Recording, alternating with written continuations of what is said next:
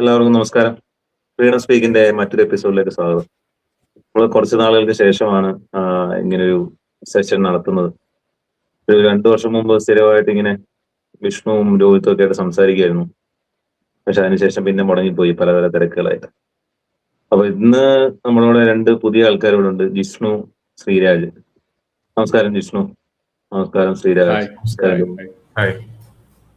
വിഷ്ണു കുറച്ച് കഴിയുമ്പോൾ join ചെയ്യായിരിക്കും. Okay.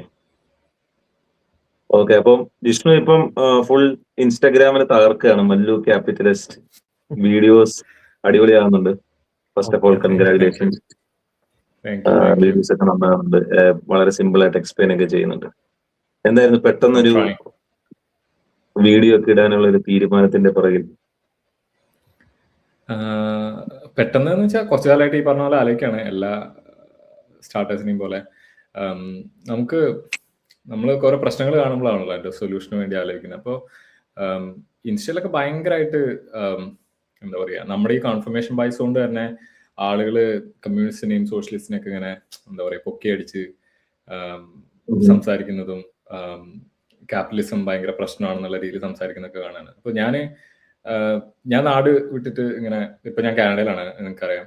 അപ്പൊ ഇവിടെ വന്നപ്പോ നമ്മള് കാണുന്നത് ഒരു വേറെ ലോകമാണ്, വേറെ എന്താ പറയാ ആളുകളുടെ ജീവിതമാണ്. അപ്പൊ ഞാൻ ഒരു വീഡിയോ ആയിട്ട് ചെയ്യാൻ ഉദ്ദേശിക്കുന്ന ഒരു സംഭവമുണ്ട്. എന്റെ വൈഫ് ശ്രീലങ്കനാണ്.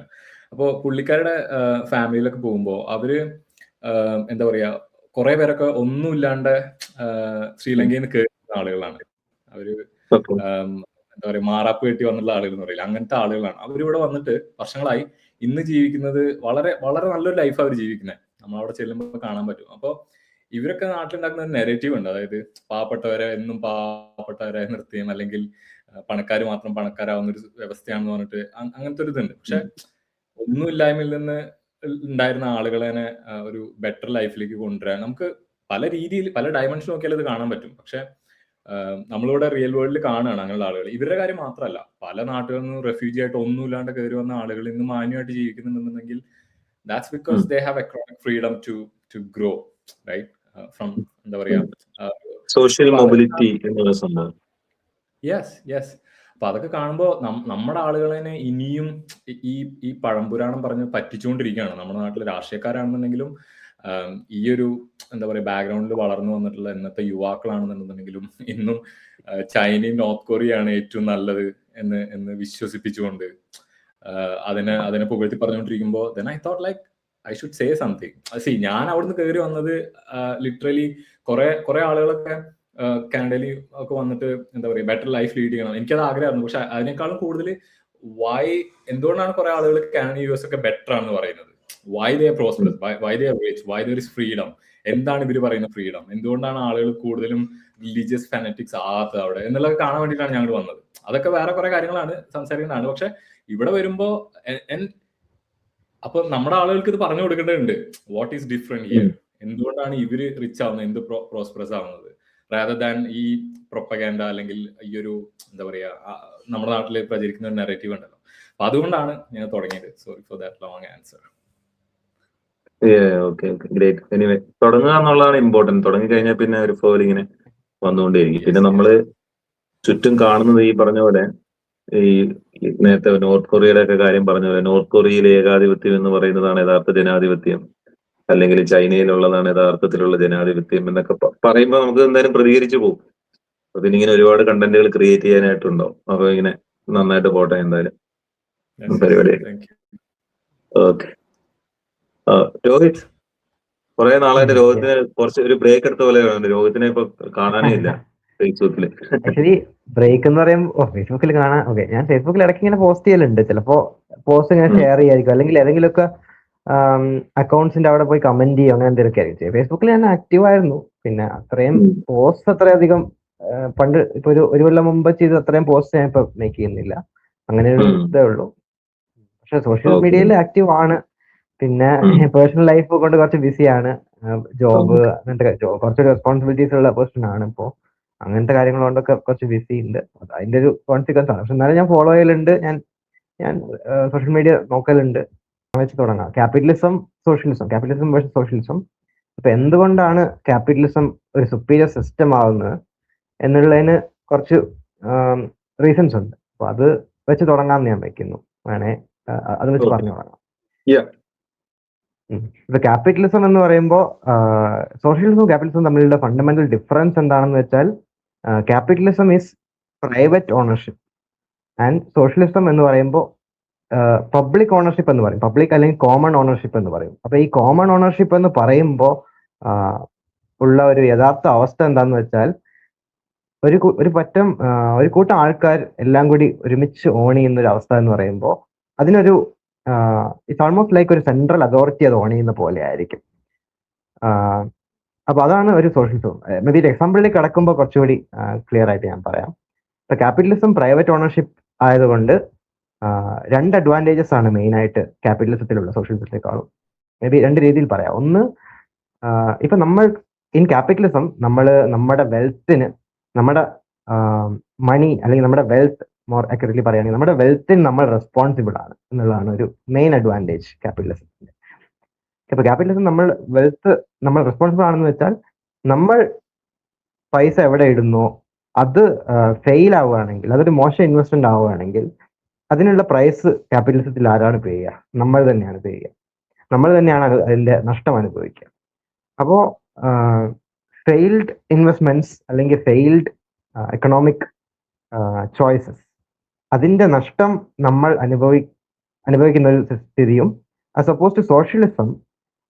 ഇപ്പൊ ഞാനൊരു എക്സാമ്പിൾ പറയാം. ഇപ്പൊ ഗവൺമെന്റ്, ഫോർ എക്സാമ്പിൾ ഗവൺമെന്റ് ഒരു സെൻട്രൽ അതോറിറ്റി, ഇപ്പൊ ഒരു കൂട്ടത്തിന് വേണ്ടി ഒരു അതോറിറ്റി കൂട്ടത്തിന് മൊത്തമായിട്ട് ചെയ്യുന്ന ഒരു കാര്യമാണ്. അപ്പോൾ ഇപ്പൊ നമ്മൾ ഗവൺമെന്റ് ഇപ്പൊ എന്തെങ്കിലും ഇപ്പൊ IRCTC ആപ്പോ ഇപ്പൊ നമ്മൾ പലർക്കും യൂസ് ചെയ്യുന്ന ഒരു എക്സാമ്പിൾ പറയാണ്. IRCTC ആപ്പ് എടുത്തിട്ട് നമ്മൾ എന്തെങ്കിലും ഒന്ന് ബുക്ക് ചെയ്യാൻ നോക്കുമ്പോൾ ഒരുപാട് എറേഴ്സ്, ബേസിക് എറേഴ്സ് കാണും.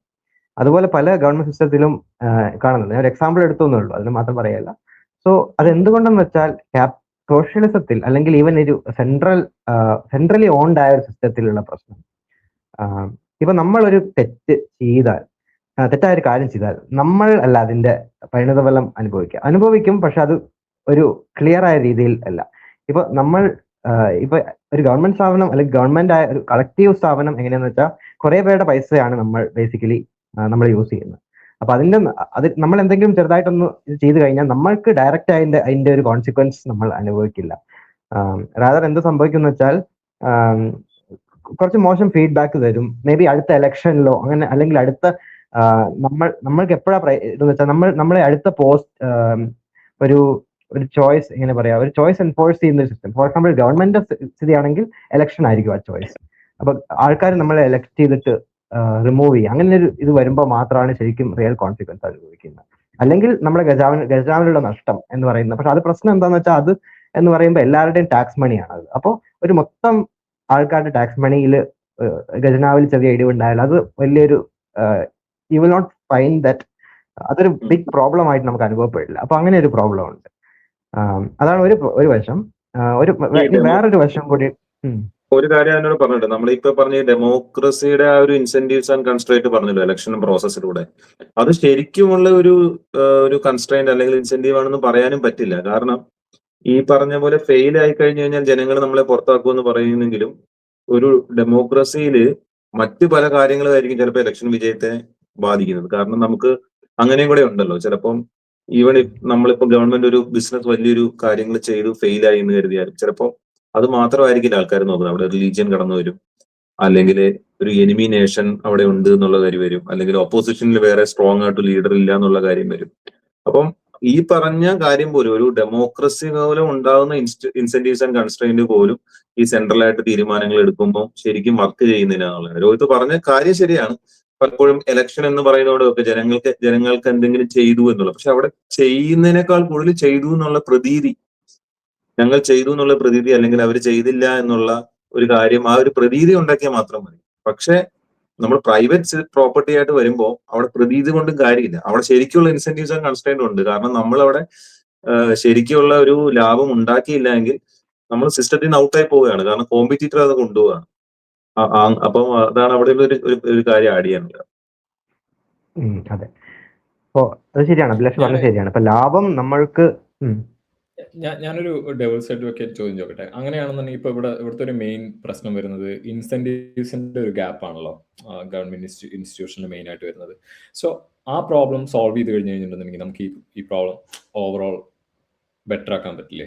അതായത് ഇപ്പോ ഇങ്ങനെ ഫെയിലിയേഴ്സ് വരികയാണ്, സിസ്റ്റത്തിൽ ഫെയിലിയേഴ്സ് വരികയാണെന്നുണ്ടെങ്കിൽ നമ്മൾ അതിന് റെസ്പോൺസിബിൾ ആയിട്ടുള്ള ആളുകൾക്ക് ഇൻസെന്റീവ്സ് കൊടുക്കുകയും അല്ലെങ്കിൽ പോയിന്റ് സിസ്റ്റം പോലെ അങ്ങനെ ചെയ്തു കഴിഞ്ഞിട്ടുണ്ടെങ്കിൽ ഇത് കുറച്ചും കൂടി ബെറ്റർ ആയി കൊണ്ടുവരാൻ പറ്റില്ലേ? അതേക്കുറിച്ച് എനിക്കൊരു ഒപ്പീനിയൻ ഉണ്ട്. ഇപ്പൊ ഇൻസെന്റീവ്സ് നമുക്ക് കൊടുക്കാൻ പറ്റുമെങ്കിൽ എന്നുള്ളത് അതൊരു ബിഗ് ഇഫ് ആണ്. അത് എങ്ങനെ കൊടുക്കും എന്നുള്ള ഒരു കാര്യമുണ്ട്. ഇപ്പൊ ഒരു എക്സാമ്പിൾ പറയുകയാണെങ്കിൽ, ഇപ്പൊ നമ്മൾ എവിടെയെങ്കിലും ഒരു പൈസ ഇൻവെസ്റ്റ് ചെയ്തു, അത് നല്ല രീതിയിൽ അതിന്റെ ഇൻവെസ്റ്റ്മെന്റ് നന്നായി പോയി, എന്നിട്ട് നമുക്ക് അതിന്റെ ലാഭം കിട്ടി. അപ്പോൾ ഏറ്റവും നല്ല ഇൻസെന്റീവ് എന്ന് പറഞ്ഞാൽ നമുക്ക് അതിന്റെ ലാഭം ഡയറക്റ്റ്ലി നമുക്ക് കിട്ടുക, അത്രയും പൈസ നമുക്ക് കിട്ടുക, അതിന്റെ ആ വെൽത്ത്, അത്രയും ക്രിയേറ്റഡ് ആയ വെൽത്ത് ഫുള്ളി നമുക്ക് കിട്ടുക. അതാണ് നമ്മുടെ പെർഫെക്റ്റ് ഇൻസെന്റീവ്. ഇനി വേറെ എന്ത് തരം ഇൻസെന്റീവ് ആണെന്ന് പറയുമ്പോൾ ഗവൺമെന്റ് വേണേൽ റിവാർഡ് കൊടുക്കാം, അങ്ങനെ പലതും ചെയ്യാം. പക്ഷെ അതൊന്നും ഒരു ലാർജ് സ്കെയിൽ നടക്കില്ല. It will not scale up എന്ന് പറയാൻ വേണമെങ്കിൽ.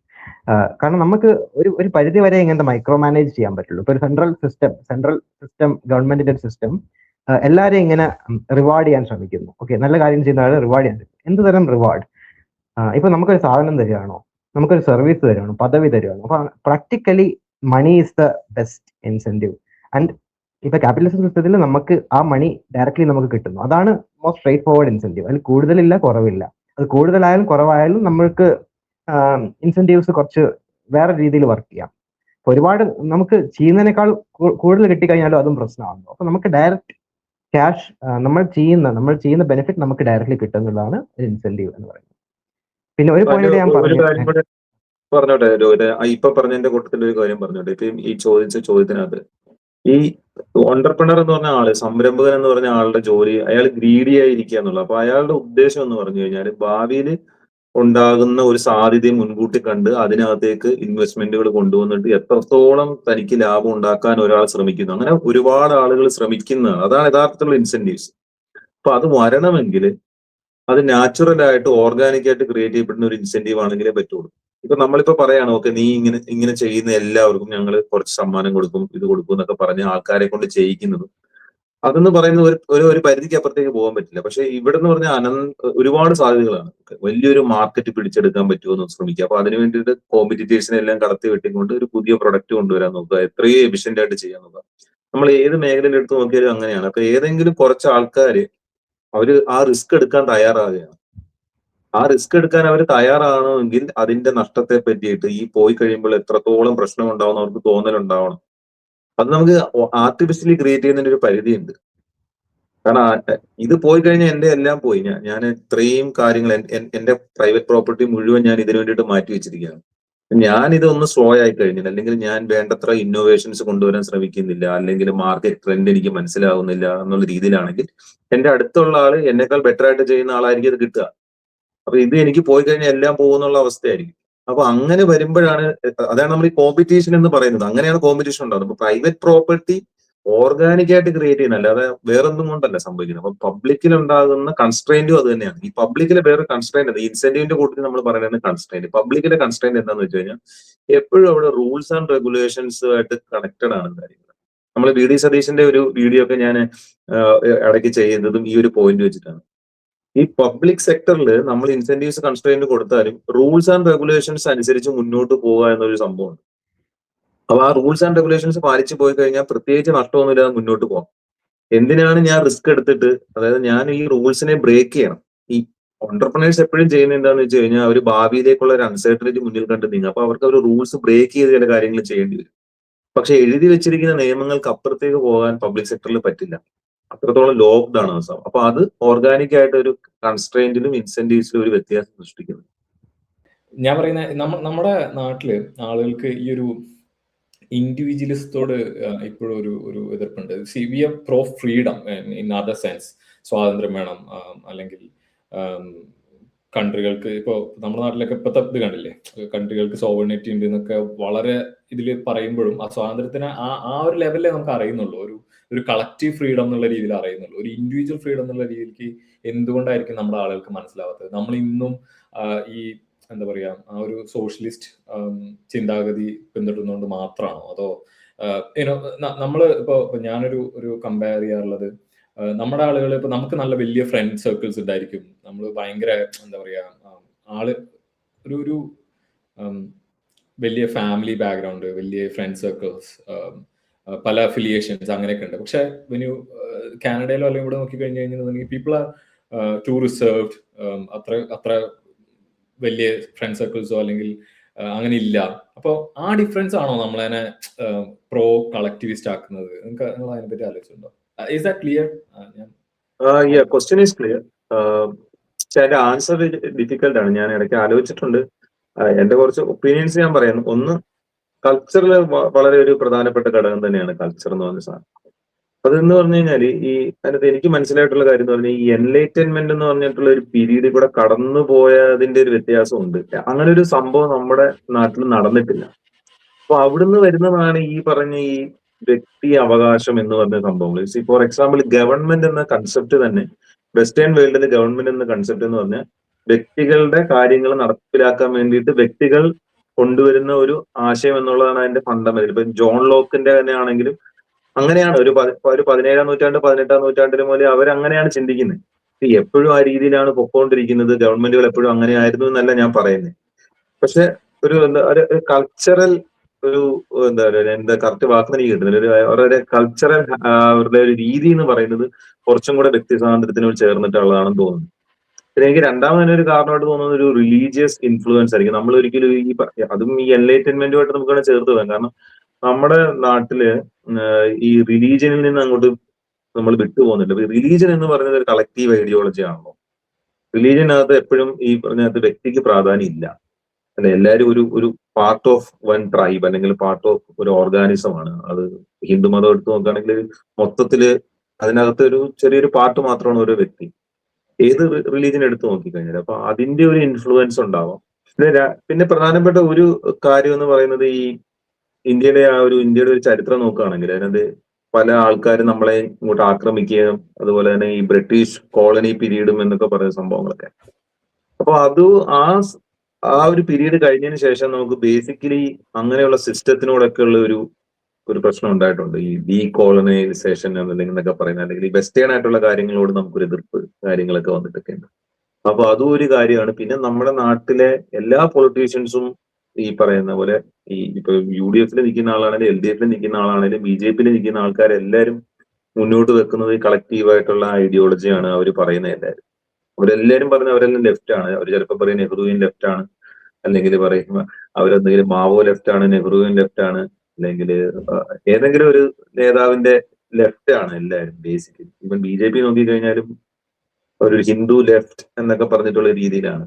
പിന്നെ ഈ ഡയലോഗ് അടിച്ച് ഒന്നും നടപ്പിലാകില്ല എന്ന് മനസ്സിലാക്കുമ്പോഴത്തേക്ക് അപ്പുറത്ത് പോയിട്ട് ഈ താരിഫ് കുറയ്ക്കണം എന്നുള്ള രീതിയിലും ഫ്രീ ട്രേഡിലൊക്കെ പോകുന്നെങ്കിലും ബേസിക്കലി അവരുടെയും ഈ സ്വദേശി പ്രസ്ഥാനം എന്നുള്ള കാര്യങ്ങളൊക്കെയാണ്. അപ്പൊ ഈ പറഞ്ഞ പോലെ കൾച്ചറലായിട്ടും റിലീജിയസ് ആയിട്ടും ഇന്ത്യയുടെ ചരിത്രപരമായിട്ടുള്ള കാര്യങ്ങളെല്ലാം ഉണ്ട്. പിന്നെ ഒരു കാര്യം എന്ന് പറഞ്ഞാൽ ലോകത്ത് എല്ലായിടത്തും ഈവൻ നമ്മൾ ക്യാപിറ്റലിസ്റ്റ് എന്ന് പറയുന്ന അല്ലെങ്കിൽ ഈ വെസ്റ്റേൺ എന്ന് പറഞ്ഞ രാജ്യങ്ങളിലെ ജനങ്ങളുടെ ഇടയിൽ മനസ്സിലും ഉണ്ട് ഈ വികാരം. അതിനും പല കാരണങ്ങളുണ്ട്. ഒന്നാമത്തെ കാര്യം എന്ന് പറയുന്നത് ഈ യങ്സ്റ്റേഴ്സിനാണ് കൂടുതലും ഉണ്ടാകുന്നത്. അപ്പൊ യങ്സ്റ്റേഴ്സിനകത്ത് ഇപ്പൊ നമ്മളിത് മനസ്സിലാക്കി കഴിഞ്ഞു, ഇൻഡിവിജ്വലിസം എന്താണെന്ന് നമ്മൾ മനസ്സിലാക്കി കഴിയുമ്പോൾ നമുക്ക് ആലോചിക്കും എന്തുകൊണ്ടാണ് കൂടുതൽ ആൾക്കാർക്ക് ഇത് മനസ്സിലാവാത്തത്, എന്തുകൊണ്ടാണ് ആൾക്കാർക്ക് വ്യക്തി സ്വാതന്ത്ര്യത്തിന് ഇത്ര പേടിയോടെ കാണുന്നത്, അല്ലെങ്കിൽ അതിനെ തള്ളി പറയുന്നത്. പക്ഷെ അത് മനസ്സിലാക്കാന്നിടം വരെ ഇപ്പൊ നമ്മളെല്ലാവരും ഒരു സമയത്ത് എപ്പോഴെങ്കിലും ഒക്കെ ഈ കളക്റ്റീവിസത്തിന്റെ പാർട്ടായിട്ട് നിന്ന ആൾക്കാരാണ്. അപ്പൊ നമ്മൾ എങ്ങനെയാണോ റിലീജിയൻ വിടുന്നത് അതേപോലെ തന്നെയാണ്. അപ്പൊ അതിന് നിൽക്കുമ്പോൾ അവർക്ക് തോന്നും എല്ലാവരും ഒരുമിച്ച് നിൽക്കുന്നതല്ലേ, ഒറ്റയ്ക്ക് നിൽക്കുന്നത് എന്ന് പറയാം, അല്ലെങ്കിൽ ഗ്രീഡ്, പണത്തിനോടുള്ള ആർത്തി, ഇതൊക്കെയാണ് അവരുടെ മനസ്സിൽ വിചാരിക്കുന്നത്. ആക്ച്വലി എന്താണ് ലോകം മുന്നോട്ട് പോകുന്നത് എന്നുള്ളത് അത് ഈ പറഞ്ഞ ഉള്ളി പൊളിക്കുന്നത് പോലെ ഓരോന്നോരോന്നായി പൊളിച്ച് നോക്കേണ്ടതിന്റെ ആവശ്യമുണ്ട്. ഈ അഭിലാഷ് നേരത്തെ പറഞ്ഞ പോലെ തന്നെ നമ്മുടെ പൊളിറ്റിക്സ് എന്ന് പറയുന്നത് മൊത്തം ഒരു കളക്ടിവിസ്റ്റ് പൊളിറ്റിക്സ് ആണ് എല്ലായിടത്തും. ഇപ്പൊ ഏത് ഇടതായാലും വലതായാലും സെൻട്രൽ ആയാലും ഈ ഇന്ത്യയിലുള്ള അല്ലെങ്കിൽ ലോകത്തിലുള്ള തന്നെ ഏതൊരു പാർട്ടീനെ എടുത്ത് നോക്കി കഴിഞ്ഞിട്ടുണ്ടെങ്കിലും കളക്ടിവിസ്റ്റ് ആയിട്ടുള്ള ഒരു ആശയമാണ് അവർ മുന്നോട്ട് വെക്കുന്നത്. ഈ വ്യക്തികളുടെ താല്പര്യങ്ങളിലേക്കാളും മുകളിലായിട്ട് ഒരു സമൂഹത്തിന് ഒരു താല്പര്യമുണ്ട്. ആ താല്പര്യമാണ് ഏറ്റവും വലുത് എന്നുള്ള രീതിയിലുള്ള ഒരു പൊളിറ്റിക്സ് ആണ് മുന്നോട്ട് വെക്കുന്നത്. അപ്പം അതിന്റെ ഒരു പ്രധാനപ്പെട്ട ഒരു പ്രശ്നം എന്ന് വെച്ചാൽ വ്യക്തികൾക്ക് മാത്രമേ ചിന്തിക്കാനും അല്ലെങ്കിൽ വിചാരങ്ങളും എല്ലാം വ്യക്തികൾക്ക് മാത്രമാണുള്ളത്. ആ ഒരു പോയിന്റിനെ ആരും കൺസിഡർ ചെയ്യാതെ വ്യക്തികൾക്ക് ഉപരിയായിട്ട് സമൂഹത്തിൽ എന്തോ വലിയ വലുതായിട്ടുള്ള സമൂഹത്തിന് മൊത്തത്തിൽ നന്മയ്ക്ക് പകരുന്ന എന്തൊക്കെയോ ആശയങ്ങളുണ്ട്, അല്ലെങ്കിൽ എന്തോ വലിയ ലക്ഷ്യമുണ്ട് എന്നൊരു ഇമാജിനറി കൺസെപ്റ്റിലാണ് ഈ ഒരു ഒട്ടുമിക്ക എല്ലാ ലോകത്തുള്ള എല്ലാ ആശയങ്ങളും അല്ലെങ്കിൽ എല്ലാ പാർട്ടികളും മുന്നോട്ട് വെക്കുന്ന ഒരു ആശയം എന്ന് പറയുന്നത്. അപ്പം നമ്മൾ മുന്നോട്ട് വെക്കുന്ന ആശയം എന്ന് പറഞ്ഞാൽ നേരെ തിരിച്ചാണ്. നമ്മൾ ചിന്താരീതി നമ്മൾ മൊത്തത്തിൽ മാറ്റുകയാണ്. ഇപ്പൊ ഒരു കളക്റ്റീവ് അല്ലെങ്കിൽ ഒരു വലിയൊരു സമൂഹത്തിൽ ഏറ്റവും മെച്ചപ്പെട്ട സമൂഹത്തിനെ വാർത്തെടുക്കാൻ, അല്ലെങ്കിൽ സമൂഹത്തിന് മൊത്തമായിട്ടുള്ള ഒരു ലക്ഷ്യം, അല്ലെങ്കിൽ സമൂഹത്തിന് മൊത്തമായിട്ട് ഉള്ള ഒരു താല്പര്യം എന്നതിലുപരി ഓരോ വ്യക്തിക്കുമുള്ള താല്പര്യങ്ങളുണ്ട്. വ്യക്തിയാണ് സമൂഹത്തിനെ രൂപപ്പെടുത്തുന്നത് എന്ന കൺസെപ്റ്റാണ് നമ്മൾ മുന്നോട്ട് വെക്കുന്നത്. അപ്പം ഓരോ വ്യക്തിയുമാണ് ചിന്തിക്കുന്നത്, വികാരങ്ങളും വിചാരങ്ങളും ഒക്കെ ഉള്ളത് ഓരോ വ്യക്തികൾക്കുമാണ്. അപ്പം ആ വ്യക്തികളുടെ താല്പര്യമാണ് നമ്മൾ ഏറ്റവും പ്രധാനമായിട്ട് കാണേണ്ടത്. അങ്ങനെ വ്യക്തി താല്പര്യങ്ങൾ നമ്മൾ മുന്നോട്ട് വെക്കുമ്പോൾ, അല്ലെങ്കിൽ ഒരു വ്യക്തിയാണ് ഒരു സമൂഹത്തിലുള്ള ഏറ്റവും ചെറിയ, ഏറ്റവും സ്മോളസ്റ്റ് ആയിട്ടുള്ള ഒരു യൂണിറ്റ്, അല്ലെങ്കിൽ ഏറ്റവും എസെൻഷ്യൽ ആയിട്ടുള്ള അതിന്റെ ഫൗണ്ടേഷൻ ആയിട്ടുള്ള ഒരു യൂണിറ്റ് എന്ന് നമ്മൾ മനസ്സിലാക്കി കഴിഞ്ഞിട്ടുണ്ടെങ്കിൽ, വ്യക്തിയുടെ താല്പര്യങ്ങൾ അല്ലെങ്കിൽ എന്താ പറയാ സമാധാനത്തോടെ ജീവിക്കുന്ന, അല്ലെങ്കിൽ മറ്റാരെയും ഉപദ്രവിക്കാതെ ജീവിക്കുന്ന ഒരു വ്യക്തി എന്ന് പറയുന്നത് ഒരിക്കലും ആ വ്യക്തിയുടെ താല്പര്യങ്ങൾ ബലികഴിക്കപ്പെടാൻ പാടില്ല എന്നുള്ളതാണ് നമ്മൾ മുന്നോട്ട് വെക്കുന്ന പൊളിറ്റിക്സ്. ഏറ്റവും സിമ്പിൾ ആയിട്ട് പറഞ്ഞിട്ടുണ്ടെങ്കിൽ, മറ്റുള്ളവരെ ഉപദ്രവിക്കാതെ സമാധാനപരമായിട്ട് ജീവിക്കുന്ന ഒരാളെ ഒരിക്കലും നമ്മൾ തിരിച്ചും ഉപദ്രവിക്കാൻ പാടില്ല. ഇതാണ് നമ്മൾ മുന്നോട്ട് വെക്കുന്ന പൊളിറ്റിക്സിന്റെ ഏറ്റവും അടിസ്ഥാനം. അതാണ് നമ്മൾ ഇൻഡിവിജ്വൽ ഈസ് ഇമ്പോർട്ടന്റ് എന്ന് പറയുന്നത് കൊണ്ട് തന്നെ നമ്മൾ അത് ഉദ്ദേശിക്കുന്നത്. ഇൻഡിവിജ്വൽ ഈസ് ഇമ്പോർട്ടന്റ് എന്ന് പറയുമ്പോൾ ഒരു വ്യക്തിക്ക് എന്തും ചെയ്യാനുള്ള സ്വാതന്ത്ര്യമുണ്ട് എന്നുള്ളതല്ല. സ്വാതന്ത്ര്യം എന്നുള്ളത് പറയുമ്പോൾ തന്നെ നമ്മൾ എല്ലാവർക്കും സ്വാതന്ത്ര്യമുണ്ട് എന്നുള്ളതാണ് നമ്മൾ മുന്നോട്ട് വെക്കുന്ന പൊളിറ്റിക്സ്. അങ്ങനെ എല്ലാവർക്കും സ്വാതന്ത്ര്യമുണ്ട് എന്ന് പറയുമ്പോൾ തന്നെ അത് എല്ലാവരുടെയും സ്വാതന്ത്ര്യം ആ ഒരു ടേമിൽ തന്നെ ലിമിറ്റ് ചെയ്യപ്പെടുകയാണുള്ളത്. നമ്മൾ സ്വാതന്ത്ര്യം എന്ന് പറയുമ്പോൾ എനിക്ക് ഇഷ്ടമുള്ള എന്തും ചെയ്യാൻ വേണ്ടി കഴിയണം, എനിക്ക് പറക്കാൻ ആഗ്രഹിക്കുന്നുണ്ടെങ്കിൽ പറക്കാൻ കഴിയണം, അങ്ങനെയൊന്നുമല്ലല്ലോ. നമ്മൾ റിയലിസ്റ്റിക് ആയിട്ട് ചിന്തിക്കുമ്പോൾ നമ്മൾ എന്താണ് മുന്നോട്ട് വെക്കുന്നത്? അപ്പം നമ്മൾ ഒരു വ്യക്തി ആഗ്രഹിക്കുകയാണ് എനിക്ക് എന്ത് ചെയ്യാൻ വേണ്ടി കഴിയണം. അപ്പൊ അങ്ങനെ ചെയ്യാൻ വേണ്ടി കഴിയണമെന്നുണ്ടെങ്കിൽ ആ വ്യക്തിക്ക് പലതരത്തിലുള്ള ലിമിറ്റേഷൻസ് അവന്റെ ശാരീരികപരമായിട്ടും അല്ലെങ്കിൽ ഈ ലോകത്തിന് നമ്മുടെ ഭൗതികപരമായിട്ടും അങ്ങനെ പല രീതിയിലും ഉള്ള ലിമിറ്റേഷൻസ് ഉണ്ട്. അതിന്റെ ഇടയിൽ നിന്നാണ് ഒരു വ്യക്തിന്റെ സ്വാതന്ത്ര്യം നമ്മൾ പറയുന്നത്. അതുകൊണ്ട് തന്നെ ആബ്സല്യൂട്ട് സ്വാതന്ത്ര്യം എന്നുള്ളൊരു പോയിന്റ് അല്ല ഈവൻ അൾട്രാ ഇൻഡിവിജ്വലിസ്റ്റ് ആയിട്ടുള്ള ആളുകൾ പോലും മുന്നോട്ട് വെക്കുന്നത് എന്നുള്ളതാണ് ഏറ്റവും പ്രധാനപ്പെട്ട ഒരു കാര്യം. അപ്പം അതിൽ നിന്ന് പറയുമ്പോൾ തന്നെ എന്തുകൊണ്ടാണ് ബാക്കിയുള്ളവരെ ഉപദ്രവിക്കുന്നത്, അല്ലെങ്കിൽ നമ്മുടെ മറ്റൊരാളെ ഉപദ്രവിക്കുന്നത് എന്തുകൊണ്ട് ഇൻഡിവിജ്വലിസം പറയുന്ന ആളുകളും തെറ്റായിട്ട് എടുക്കുന്നു. ഇപ്പം പലർക്കുള്ള ഒരു സംശയമാണ് എല്ലാവർക്കും സ്വാതന്ത്ര്യം അല്ലെങ്കിൽ മാക്സിമം സ്വാതന്ത്ര്യം കൊടുക്കുക എന്ന് പറയുമ്പോൾ ഒരാൾക്ക് ഇഷ്ടമുള്ള എല്ലാ കാര്യവും ചെയ്തുകൂടെ, അപ്പൊ മറ്റുള്ളവരെ ഉപദ്രവിക്കുന്നതും അയാളുടെ സ്വാതന്ത്ര്യത്തിലാണെങ്കിൽ അതും ചെയ്തുകൂടെ എന്നുള്ളത്. അപ്പം അതിന്റെ ഉത്തരം എന്ന് പറയുന്നത് എല്ലാവർക്കും സ്വാതന്ത്ര്യം എന്നുള്ള ഒരു വാക്കിൽ തന്നെ ഉണ്ട്. എല്ലാ മനുഷ്യനും അല്ലെങ്കിൽ ചിന്തിക്കുന്ന ഓരോ മനുഷ്യനും അവൻ്റെതായിട്ടുള്ള സ്വാതന്ത്ര്യം ഉണ്ട് എന്നുള്ളതാണ് നമ്മൾ മുന്നോട്ട് വെക്കുന്ന ഒരു പോയിന്റ്. അപ്പൊ അങ്ങനെ എല്ലാ മനുഷ്യർക്കും സ്വാതന്ത്ര്യം ഉണ്ടെന്നുണ്ടെങ്കിൽ നമ്മുടെ സ്വാതന്ത്ര്യം എന്ന് പറഞ്ഞിട്ടുണ്ടെങ്കിൽ മറ്റൊരാളുടെ മൂക്കിന് മുമ്പത്ത് എത്തുമ്പോൾ തന്നെ ലിമിറ്റ് ചെയ്യപ്പെടുന്നതാണ് എന്നുള്ളതാണ് നമ്മൾ മുന്നോട്ട് വെക്കുന്ന വാദം. അപ്പം അങ്ങനെ ആകുമ്പം എന്തുകൊണ്ട് നമ്മൾ സ്വാതന്ത്ര്യം വേണം എന്നുള്ള ഒരു പോയിന്റിലേക്ക് എത്തും. എന്തുകൊണ്ട് നമുക്ക് സ്വാതന്ത്ര്യം വേണം എന്ന് ചോദിച്ചിട്ടുണ്ടെങ്കിൽ, നമ്മുടെ ലോകത്തുള്ള എല്ലാ വിഭവങ്ങളും വളരെ ലിമിറ്റഡ് ആയിട്ടുള്ള ഒരു കാര്യമാണ്. അപ്പം അങ്ങനെ ലിമിറ്റഡ് ആയിട്ടുള്ള ഒരു വിഭവങ്ങൾ കൊണ്ട് നമ്മൾ ഡീൽ ചെയ്യുന്ന ഒരു മനുഷ്യന്മാരെന്ന് പറയുമ്പോൾ ഒരുപാട് ആളുകൾ ഉണ്ടാകുന്ന ഒരു സമൂഹത്തിൽ നിരവധി ആയിട്ടുള്ള ഒരു കൺഫ്ലിക്റ്റുകൾ രൂപപ്പെടും. അപ്പം അത്തരം കൺഫ്ലിക്റ്റുകളെ ഏറ്റവും സമാധാനപരമായിട്ട് എങ്ങനെ റിസോൾവ് ചെയ്യാൻ വേണ്ടി കഴിയും എന്നുള്ളതാണ് നമ്മൾ ഏറ്റവും പ്രധാനമായിട്ട് മുന്നോട്ട് നോക്കേണ്ടത്. അങ്ങനെ ചെയ്താൽ മാത്രമേ നമുക്ക് ഒരു വ്യക്തി എന്നുള്ള നിലയിലും അല്ലെങ്കിൽ ഒരു സമൂഹം എന്നുള്ള നിലയിലും മുന്നോട്ട് പോകാൻ വേണ്ടി കഴിയുള്ളൂ. അപ്പം അങ്ങനെ സമാധാനപരമായിട്ട് കൺഫ്ലിക്റ്റുകൾ റിസോൾവ് ചെയ്യണമെന്നുണ്ടെങ്കിൽ നമ്മൾ ഏറ്റവും മുന്നോട്ട് വെക്കേണ്ട ആദ്യത്തെ പ്രിൻസിപ്പിൾ എന്ന് പറഞ്ഞിട്ടുണ്ടെങ്കിൽ, സമാധാനപരമായിട്ട് ജീവിക്കുന്ന ഒരാളെ ഒരിക്കലും ഉപദ്രവിക്കാൻ പാടില്ല എന്നുള്ള ഏറ്റവും അടിസ്ഥാനപരമായിട്ടുള്ളൊരു പ്രിൻസിപ്പിളാണ്. അപ്പം അതിന്റെ അർത്ഥം നമ്മൾ എല്ലാത്തിനും ഒരു വയലൻസിനേക്കാൾ ഉപരി സമാധാനത്തിനാണ് പ്രാധാന്യം കൊടുക്കുന്നത് എന്നുള്ളതാണ്. അപ്പം ആ ഒരു പോയിന്റ് മനസ്സിലാക്കി കഴിഞ്ഞാൽ, ഈ ഒരു അടിസ്ഥാന തത്വം മനസ്സിലാക്കി കഴിഞ്ഞാൽ ഇത് എല്ലാ സ്ഥലത്തും അപ്ലൈ കൺസിസ്റ്റന്റ് ആയിട്ട് ഒരിക്കലും ഒരു ഹിപ്പോക്രസി ഇല്ലാതെ അപ്ലൈ ചെയ്യുക എന്നുള്ളതാണ് നമ്മുടെ ലിബർട്ടേറിയൻ പൊളിറ്റിക്സ് കൊണ്ട് ഞാൻ മുന്നോട്ട് വെക്കുന്നത്. അങ്ങനെ നമ്മളെ ഉപദ്രവിക്കാതെ സമാധാനപരമായിട്ട് ജീവിക്കുന്ന ഒരാള് അയാളുടെ ആഗ്രഹങ്ങളും താല്പര്യങ്ങളും നമ്മുടെ താല്പര്യത്തിന് എഗെയിൻസ്റ്റ് ആയാലും നമ്മുടെ താല്പര്യമായിട്ട് ഒരു ബന്ധമില്ലെങ്കിലെല്ലാം അയാൾ സമാധാനപരമായിട്ട് അയാളുടെ ജീവിതം ജീവിക്കുന്നിടത്തോളം കാലം അയാളെ ഉപദ്രവിക്കാതിരിക്കുക, അയാളുടെ ജീവിതവും അല്ലെങ്കിൽ അയാൾ ജീവിതത്തിൽ അധ്വാനിച്ചുണ്ടാക്കിയ അയാളുടെ സമ്പത്തും അയാളുടെ പ്രോപ്പർട്ടിയും അയാളുടെ അധ്വാനവും എല്ലാം അയാളുടേത് മാത്രമായിരിക്കും, അതിന്റെ അൾട്ടിമേറ്റ് ഓണർ അയാൾ മാത്രമായിരിക്കും എന്നുള്ളതാണ് നമ്മൾ പറയാൻ ഉദ്ദേശിക്കുന്നത്. ഓക്കെ, അപ്പൊ വിഷ്ണു ഈ പറഞ്ഞ ഈ കാര്യം ഉണ്ടല്ലോ, ഇപ്പം നമ്മള് മുന്നോട്ട് വെക്കുന്ന രാഷ്ട്രീയം എന്ന് പറയുന്നത് വളരെ സിമ്പിളാണ്. എല്ലാ വ്യക്തികൾക്കും അവർക്ക് ഇഷ്ടമുള്ളവർ ജീവിക്കാൻ കഴിയണം. അപ്പൊ അതിന്റെ കൂട്ടത്തിൽ നമ്മളൊരു ഒറ്റ ക്ലോസ് മാത്രമേ വെക്കുന്നുള്ളൂ, മറ്റുള്ളവരുടെ സ്വാതന്ത്ര്യത്തെയും അവരുടെ ജീവിതത്തിനെയും ബുദ്ധിമുട്ടിക്കുന്നതാകരുത്. നിങ്ങളുടെ ജീവിതത്തിൽ നിങ്ങൾക്ക് എന്തും ചെയ്യാനുള്ള ഒരു സ്വാതന്ത്ര്യം ഉണ്ടാവണം. അപ്പൊ നമ്മൾ ആലോചിക്കും ഇങ്ങനെ എത്ര മനോഹരമായിട്ടുള്ള ഒരു കാര്യമാണല്ലോ നമ്മൾ പറഞ്ഞത്. കാരണം ഇത് ഇങ്ങനെ സ്ട്രൈറ്റ് ആയിട്ട് ഇപ്പൊ നമ്മൾ ഒരാളോട് പറയണം എന്താണ് നിങ്ങളുടെ പൊളിറ്റിക്സ് എന്ന് ചോദിക്കുകയാണെങ്കിൽ എല്ലാവർക്കും അവരുടെ സ്വാതന്ത്ര്യത്തിനനുസരിച്ച് ജീവിക്കാൻ കഴിയണം എന്ന് പറയുന്നത് ആർക്കും എതിർക്കേണ്ട ഒരു കാര്യമില്ല. അപ്പൊ നമ്മൾ പറയണ എല്ലാവർക്കും എല്ലാ സ്വാതന്ത്ര്യം അനുസരിച്ച് ജീവിക്കാൻ കഴിയണം എന്ന് മാത്രം പറഞ്ഞ് നിർത്തുവാണെങ്കിൽ ഓക്കെ. ഇപ്പൊ വിഷ്ണു നേരത്തെ പറഞ്ഞ പോലെ നമ്മൾ അങ്ങനെയല്ല പറയുന്നത്. മറ്റുള്ളവർക്ക് ഒരു ബുദ്ധിമുട്ടുണ്ടാകുന്ന തരത്തിലുള്ളതാണെങ്കിൽ അതാണ് അയാളെ അവിടെ തടയേണ്ടത്. അതാണ് അയാളുടെ ബൗണ്ടറി. അപ്പൊ ഇത് പണ്ട് ഇത് എപ്പോഴും ഈ ആർസി സംസാരിക്കുമ്പം ഉപയോഗിക്കുന്ന ഒരു സംഭവമുണ്ട്. ഒരാളുടെ സ്വാതന്ത്ര്യം എന്ന് പറയുന്നത് മറ്റൊരാളുടെ മൂക്കിന്റെ തുമ്പത്ത് വരെയാണെന്നുള്ളത്. നിങ്ങൾക്ക് എന്തും കാണിക്കാം. അപ്പൊ നിങ്ങൾക്ക് പാട്ട് പാടാനാണെങ്കിൽ പാട്ട് പാടാം, നിങ്ങൾക്ക് സ്പോർട്സിലാണ് താല്പര്യമെങ്കിൽ സ്പോർട്സ് ചെയ്യാം, നിങ്ങൾക്ക് ഒരു സംരംഭകനാണെങ്കിൽ സംരംഭകനായിട്ട് ജീവിക്കാം. നിങ്ങൾക്ക് സംരംഭകത്തിന്റെ റിസ്ക് ഒന്നും മാറ്റില്ല. നിങ്ങൾക്ക് തൊഴിലാളിയായിട്ടാണ് ജീവിക്കുന്നുണ്ടെങ്കിൽ നിങ്ങൾക്ക് തൊഴിലെടുക്കാം. അപ്പൊ നിങ്ങൾക്ക് ചിലപ്പോൾ അപകടകരമായിട്ടുള്ള ഒരു തൊഴിൽ ചെയ്തിട്ട് ജീവിക്കാനായിരിക്കും ചിലപ്പോൾ നിങ്ങളുടെ സാഹചര്യം നിങ്ങളെ അതിനെ അനുവദിക്കുന്നുള്ളൂ. അപ്പൊ നിങ്ങൾക്ക് അത് ചെയ്യാനുള്ള സ്വാതന്ത്ര്യം ഉണ്ടാവണം. പക്ഷെ ഇപ്പൊ നമ്മളുടെ പൊളിറ്റിക്സ് എന്ന് പറഞ്ഞാൽ നമ്മൾ അവിടെ പോയിട്ട് അയ്യോ അദ്ദേഹത്തിന് വേണ്ടത്ര സേഫ്റ്റി മെഷേഴ്സ് ഒന്നും ഇല്ല, അതുകൊണ്ട് അദ്ദേഹത്തിന് ജോലി ചെയ്യാൻ അനുവദിക്കരുത് എന്നുള്ള രീതിയിലുള്ള മനുഷ്യത്വ സ്ലോഗൻസ് ഒന്നും നമ്മൾ അവിടെ പോയി പറയുന്നില്ല. അയാൾക്ക് അതാണ് ചെയ്യാനുള്ള സാഹചര്യം, അയാൾക്ക് അതാണ് ഇഷ്ടമെങ്കിൽ അയാൾ ചെയ്യണം. അപ്പൊ ഓരോ വ്യക്തിയോടുള്ള ബഹുമാനമാണ് ആക്ച്വലി ഈ ക്യാപിറ്റലിസ്റ്റ് പൊളിറ്റിക്സ് അല്ലെങ്കിൽ ലിബർട്ടേറിയനിസം എന്നൊക്കെ പറയുന്നതിന്റെ ബേസിക് സംഭവം എന്ന് പറഞ്ഞാൽ ഇതാണ്. ഓരോരുത്തരെയും ബഹുമാനിക്കുക. നിങ്ങൾക്ക് എന്താണ് ഇഷ്ടം അത് നിങ്ങൾ ചെയ്യുക. അത് എന്തും ആകാം. ഇതിപ്പോ വെറുതെ ഇരിക്കാനാണ്, നിങ്ങൾക്ക് ഒന്നും ചെയ്യാനില്ലെങ്കിൽ അതിനുള്ള സ്വാതന്ത്ര്യം ഉണ്ടെന്നുള്ളതാണ്. ഒറ്റ കാര്യം പറഞ്ഞാലും മറ്റുള്ളവരെ ബുദ്ധിമുട്ടിക്കരുത്. നിങ്ങളുടെ പ്രൈവറ്റ് പ്രോപ്പർട്ടി നിങ്ങൾക്ക് എന്ത് വേണ്ട രീതിയിൽ ഉപയോഗിക്കാം. നഷ്ടമോ ലാഭമോ എന്താണെന്ന് ചെയ്യാം. ഇത്രയുള്ള സിമ്പിൾ ആയിട്ടുള്ള കാര്യം. പറയാം ജിഷ്ണു. പക്ഷെ അവേഷടാ, നമുക്കിപ്പോ ഈ മെയിൻ സ്ട്രീമിൽ കാണുന്ന ഒരു കൗണ്ടർ ആർഗ്യുമെന്റ് എന്താണെന്ന് വെച്ച് കഴിഞ്ഞിട്ടുണ്ടെങ്കിൽ ഈ ആളുകളെ ഇങ്ങനെയുള്ള ഒരു സിറ്റുവേഷനിലാക്കി നിർത്തുന്നത് ഈ വ്യവസ്ഥയാണെന്നുള്ളതാണ്.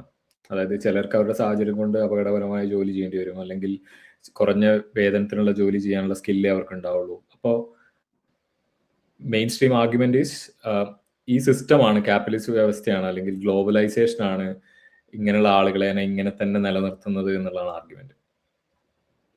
അതെ, ഇപ്പൊ നമുക്ക് ഈ പറഞ്ഞില്ലേ, ഞാൻ കുറച്ച് നാൾ മുമ്പ് ഒരു വീഡിയോ ചെയ്തപ്പോ പറഞ്ഞിട്ടുണ്ടായിരുന്നു ഒരു പൂന്തോട്ടവും പൂജാമുറിയും എന്നൊക്കെ പറഞ്ഞിട്ടൊരു വീഡിയോ ഞാൻ ചെയ്തിട്ടുണ്ടായിരുന്നു. ഈ ലെഫ്റ്റിന്റെ സൈഡിലുള്ള ആൾക്കാർക്ക് പല പല ആഗ്രഹങ്ങളാണ്. എല്ലാവർക്കും എല്ലാം വേണം. ഫുൾ സേഫ്റ്റി മെഷേഴ്സും കൂടെ കൊണ്ട് മാത്രമേ ഒരാൾ ജോലി ചെയ്യാൻ പാടുള്ളൂ, അല്ലെങ്കിൽ ഒരു മിനിമം കൂലിയെങ്കിലും എല്ലാവർക്കും കിട്ടിയിരിക്കണം. ഇതെല്ലാം ആഗ്രഹങ്ങളാണ്. ഇതൊക്കെ നല്ല നല്ല ആഗ്രഹങ്ങളാണെന്ന് വെച്ചാൽ അതെ, എല്ലാവർക്കും എല്ലാം നല്ലതുപോലെ ആഗ്രഹമില്ല. നമുക്ക് അങ്ങനത്തെ ആഗ്രഹമൊന്നുമില്ല. അതല്ലേ, എല്ലാവർക്കും എല്ലാം കിട്ടിയാൽ കൊള്ളാം. പക്ഷെ എന്താന്ന് വെച്ചാൽ നമ്മൾ ജീവിക്കുന്നതെന്ന് പറയുന്നത് വിഭവങ്ങൾ അത്ര ഇല്ലാത്തൊരു സ്ഥലത്തല്ലേ നമ്മൾ ഇപ്പൊ എല്ലാവർക്കും രാവിലെ എഴുന്നേറ്റ് ഇപ്പൊ മാർസ് സ്വപ്നം കണ്ട ഇങ്ങനെ ഒരു ലോകമാണ്. ഇപ്പൊ മാർസ് ഇതിന്റെ ഒരു ബേസ് ഞാൻ പറയാം. ഇപ്പൊ മാർസ് സ്വപ്നം കണ്ട ഇങ്ങനെ ഒരു ലോകമാണ്. ആക്ച്വലി നമ്മൾ മാർസിനെ എന്തൊക്കെ പറഞ്ഞാലും മാർസിന് ഇങ്ങനത്തെ ആഗ്രഹം കുറച്ച് കൂടിപ്പോയതാണ് ഏറ്റവും പ്രധാന പ്രശ്നം. പുള്ളി നോക്കി കഴിഞ്ഞപ്പോഴത്തേക്ക് കുറെ മെഷീൻസ് ഒക്കെ, പുതിയ മെഷീൻസ് ഒക്കെ വരുന്നു. ഈ മെഷീൻസ് ഒക്കെ ഏതാണെന്ന് ആലോചിക്കണം നിങ്ങൾ. 19-ാം നൂറ്റാണ്ടിലെ 18-ാം നൂറ്റാണ്ടിന്റെ പകുതിയിലുള്ള മെഷീൻസ് ആണെന്ന് ആലോചിക്കണേ. നമ്മൾ ഇന്നത്തെ മെഷീൻസ് ഒന്നും അല്ല. അത് വണ്ടി പോലും ഇല്ലാന്ന് ആലോചിക്കണം. അപ്പൊ മാർസ് നോക്കുമ്പോൾ കുറെ മെഷീൻസ് ഒക്കെ വരുന്നു. ആ മെഷീൻസ് സാധനങ്ങളൊക്കെ ഉണ്ടാക്കുന്നു. എന്താ ഉണ്ടാക്കുന്നതെന്ന് നിങ്ങൾക്ക് അറിയാലോ. കുറെ തുണികളായിരിക്കും, കുറച്ച് തുണികളായിരിക്കും, അല്ലെങ്കിൽ എന്തെങ്കിലും ചെറിയ പാത്രങ്ങളോ അങ്ങനെ കാര്യങ്ങളൊക്കെയാണ് ഉണ്ടാക്കുന്നത്. അപ്പൊ പുള്ളി നോക്കിക്കഴിഞ്ഞപ്പോൾ ഇതൊക്കെ ഉണ്ടാക്കുന്നുണ്ടല്ലോ, അപ്പൊ ഇത് കുറച്ച് പേരുണ്ടാക്കുന്നു, അത് വിൽക്കുന്നു, ലാഭം ഉണ്ടാക്കും. ഇതിന് വരെ നമുക്ക് ഇത് എല്ലാവർക്കും കൂടെ ചേർന്ന് ഉണ്ടാക്കി കഴിഞ്ഞു കഴിഞ്ഞാൽ എന്നിട്ട് നമുക്ക് ആവശ്യമുള്ള സാധനങ്ങൾ പോയി എടുക്കുന്നു, കുറച്ച് സോപ്പ് എടുക്കുന്നു, അല്ലെങ്കിൽ കുറച്ച് തോർത്ത് എടുക്കുന്നു, ഭക്ഷണം എടുക്കുന്നു, കഴിക്കുന്നു, അതിനുശേഷം പോകുന്നു. പാട്ട് പാടാൻ ഇഷ്ടമുള്ളവൻ അവിടെ പോയി റെസ്റ്റ് എടുക്കുന്നു. അപ്പൊ ഈ പുള്ളി വിചാരിച്ചത് എന്താണെന്ന് വെച്ചാൽ ഇങ്ങനെ കഷ്ടപ്പെട്ട് പണിയെടുപ്പിക്കുന്നതുകൊണ്ടാണ്, അതുകൊണ്ട് നമുക്ക് എല്ലാം ഉണ്ട്. അപ്പൊ ഈ എല്ലാം ഉണ്ടെന്ന് വിചാരിച്ചു കഴിഞ്ഞാൽ പിന്നെ ഈ ഇവരുടെ ചിന്ത, ആ തോട്ട് പ്രോസസ്സിന്റെ തുടക്കത്തിൽ തന്നെ തെറ്റിപ്പോയി. ആക്ച്വലി എല്ലാം ഇല്ല.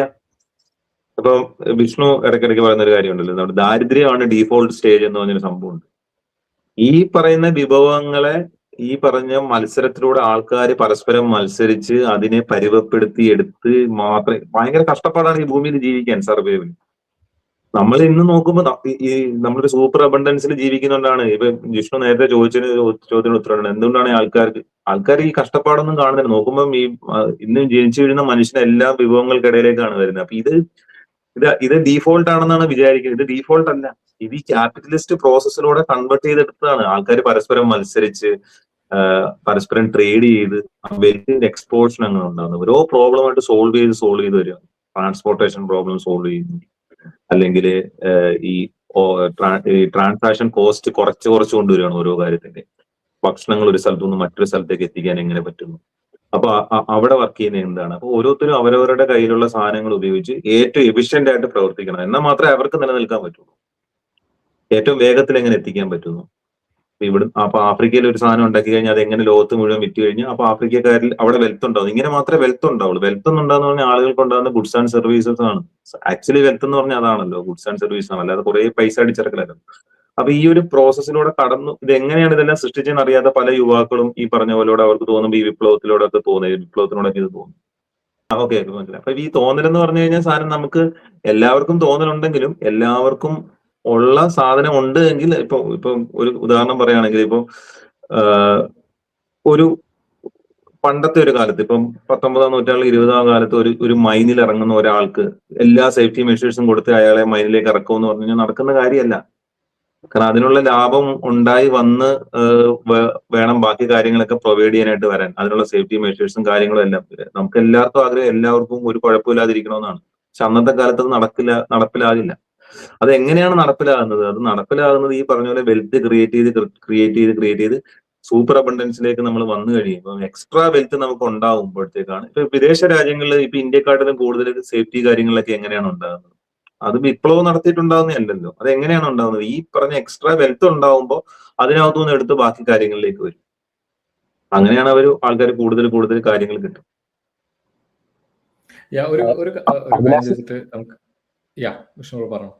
എനിക്ക് അതിന്റെ ഒരു കാര്യം അടിയുണ്ട്. ഇപ്പം ഈ വ്യവസ്ഥയുടെ കുറ്റമാണ് എന്നാണ് ഇപ്പൊ ഇവര് പറയുന്നത്. വ്യവസ്ഥ കാരണമാണ് ഈ ആളുകൾക്കൊക്കെ ഇങ്ങനെ ഈ ഇത്രയും ദാരിദ്ര്യം അനുഭവിക്കേണ്ടി അല്ലെങ്കിൽ കഷ്ടപ്പാട് അനുഭവിക്കേണ്ടി വരുന്നു എന്നൊക്കെ പറയുന്നു. പക്ഷെ അങ്ങനെ ദാരിദ്ര്യം അനുഭവിക്കേണ്ടി വരുന്ന ആളുകൾക്ക് വേണ്ടിയിട്ട് ബാക്കിയുള്ളവർ ത്യാഗം ചെയ്യണം എന്നുള്ളതാണ് ഇവര് പറയുന്നത്. അല്ലാതെ ഇവര് സ്വന്തമായിട്ട് അധ്വാനിച്ചിട്ട് അവരെ സഹായിക്കും എന്നുള്ളതല്ല. അപ്പൊ ഇവര് മറ്റുള്ളവരെ സഹായിക്കണം എന്ന് പറഞ്ഞ് ഭയങ്കര മോറൽ ആർഗ്യുമെന്റ് പറയുന്ന ആൾക്കാരൊക്കെ സ്വന്തം അധ്വാനത്തിൽ നിന്നല്ല മറ്റുള്ളവരെ സഹായിക്കണം എന്ന് പറയുന്നത്. അല്ലെങ്കിൽ ഏതെങ്കിലും ആൾക്കാർ അധ്വാനിച്ചുണ്ടാക്കിയ അവർ സ്വന്തം കഴിവ് റിസ്ക് എല്ലാം എടുത്ത് അധ്വാനിച്ചുണ്ടാക്കിയ ആളുകളുടെ പണം എടുത്തിട്ട് വീതിക്കണം എന്നാണ് അവർ പറയുന്നത്. അപ്പം അതാണ് ഈ ഒരു കാര്യത്തിന്റെ പ്രശ്നം. നിങ്ങൾ ഈ വ്യവസ്ഥേനെ കുറ്റം പറയുമ്പോൾ ഈ പണം ഉണ്ടാക്കി അല്ലെങ്കിൽ അധ്വാനിച്ച് ഈ സമ്പത്ത് ഉണ്ടാക്കിയ ആളുകളുടെ കുറ്റമാകുന്നത് എങ്ങനെയാണ്? ഈ വ്യവസ്ഥ എന്ന് പറയുന്നത് ബൈ ഡീഫാൾട്ട് ആയിട്ട് നമുക്ക് യാതൊരു സമ്പത്തും ഒന്നും ഒരു സ്റ്റേറ്റിലാണ് നമ്മൾ ജനിച്ചു വീണത്. ഒരു 200 വർഷം മുന്നേ നമ്മൾ നോക്കിക്കഴിഞ്ഞാൽ നമ്മുടെ 99% ആളുകളും അതിദാരിദ്ര്യത്തിൽ കഴിഞ്ഞിരുന്ന ഒരു സമൂഹമാണ് നമ്മുടെ ഈ ലോകത്തുള്ള. ആകെ 1-2% ആളുകൾക്ക് മാത്രമേ അത്യാവശ്യം ഒരു ജീവിത നിലവാരമെങ്കിലും ഉണ്ടായിരുന്നില്ല. എന്നിട്ട് അവിടെ നിന്നാണ് നമ്മൾ ഈ അതിദാരിദ്ര്യം എന്നുള്ള ഒരു കാര്യം 95% ആൾക്കാർ നമ്മുടെ പോപ്പുലേഷൻ 8 ടൈംസ് വർദ്ധിച്ചപ്പോഴും നമ്മൾ ഈ അതിദാരിദ്ര്യം വെറും 5% താഴെയായിട്ട് കുറച്ചുകൊണ്ട് വന്നത് അത്രയും സമ്പത്ത് നമ്മൾ ഉണ്ടാക്കാൻ പറ്റി എന്നുള്ളത് കൊണ്ടാണ്. അപ്പൊ അങ്ങനെ ആ സമ്പത്ത് എടുക്കുന്നവരുടെ കുറ്റമല്ല ഈ വ്യവസ്ഥ ഇങ്ങനെയായത്. ഓൾറെഡി വ്യവസ്ഥ എന്ന് പറയുന്നുണ്ടെങ്കിൽ ഒരിക്കലും നമുക്കൊരു ബെറ്റർ ആയിട്ടുള്ള ഒരു വ്യവസ്ഥയല്ല. അതിന് നമ്മളാണ് ബെറ്റർ ആക്കി എടുക്കുന്നത്. അപ്പം ഈ വ്യവസ്ഥയുടെ പ്രശ്നം എന്ന് പറഞ്ഞിട്ട് ഈ ബെറ്റർ ആക്കി എടുക്കുന്ന ആളുകളെ ശിക്ഷിക്കുക എന്നുള്ളതാണ് ഇവർ കൊണ്ടുവരുന്ന സൊല്യൂഷൻ. അങ്ങനെ വെൽത്ത് ക്രിയേറ്റ് ചെയ്യുന്ന അല്ലെങ്കിൽ സമ്പത്ത് ഉണ്ടാക്കുന്ന അല്ലെങ്കിൽ മറ്റുള്ളവർക്ക് കൂടുതൽ ഓപ്പർച്യൂണിറ്റി നൽകുന്ന അല്ലെങ്കിൽ സമ്പത്ത് ഉണ്ടാക്കാൻ സഹായിക്കുന്ന ആളുകളെ ശിക്ഷിച്ചുകൊണ്ട് ഈ ഒരു പ്രശ്നത്തിന് പരിഹാരം കാണാം എന്ന് പറയുന്നതാണ് ഇവർ ചെയ്യുന്ന ഏറ്റവും വലിയ തെറ്റ്. അത് ഒന്നാമത് അത് ആ ഒരു മാർഗത്തിലൂടെ പോയി കഴിഞ്ഞാൽ സമ്പത്ത് ഉണ്ടാകുന്നത് നിൽക്കും എന്നുള്ളത് മാത്രമല്ല, ഇത് മോറലിയും ഒരിക്കലും കറക്റ്റ് ആയിട്ടുള്ളൊരു ആർഗ്യുമെന്റ് അല്ല ഇത്.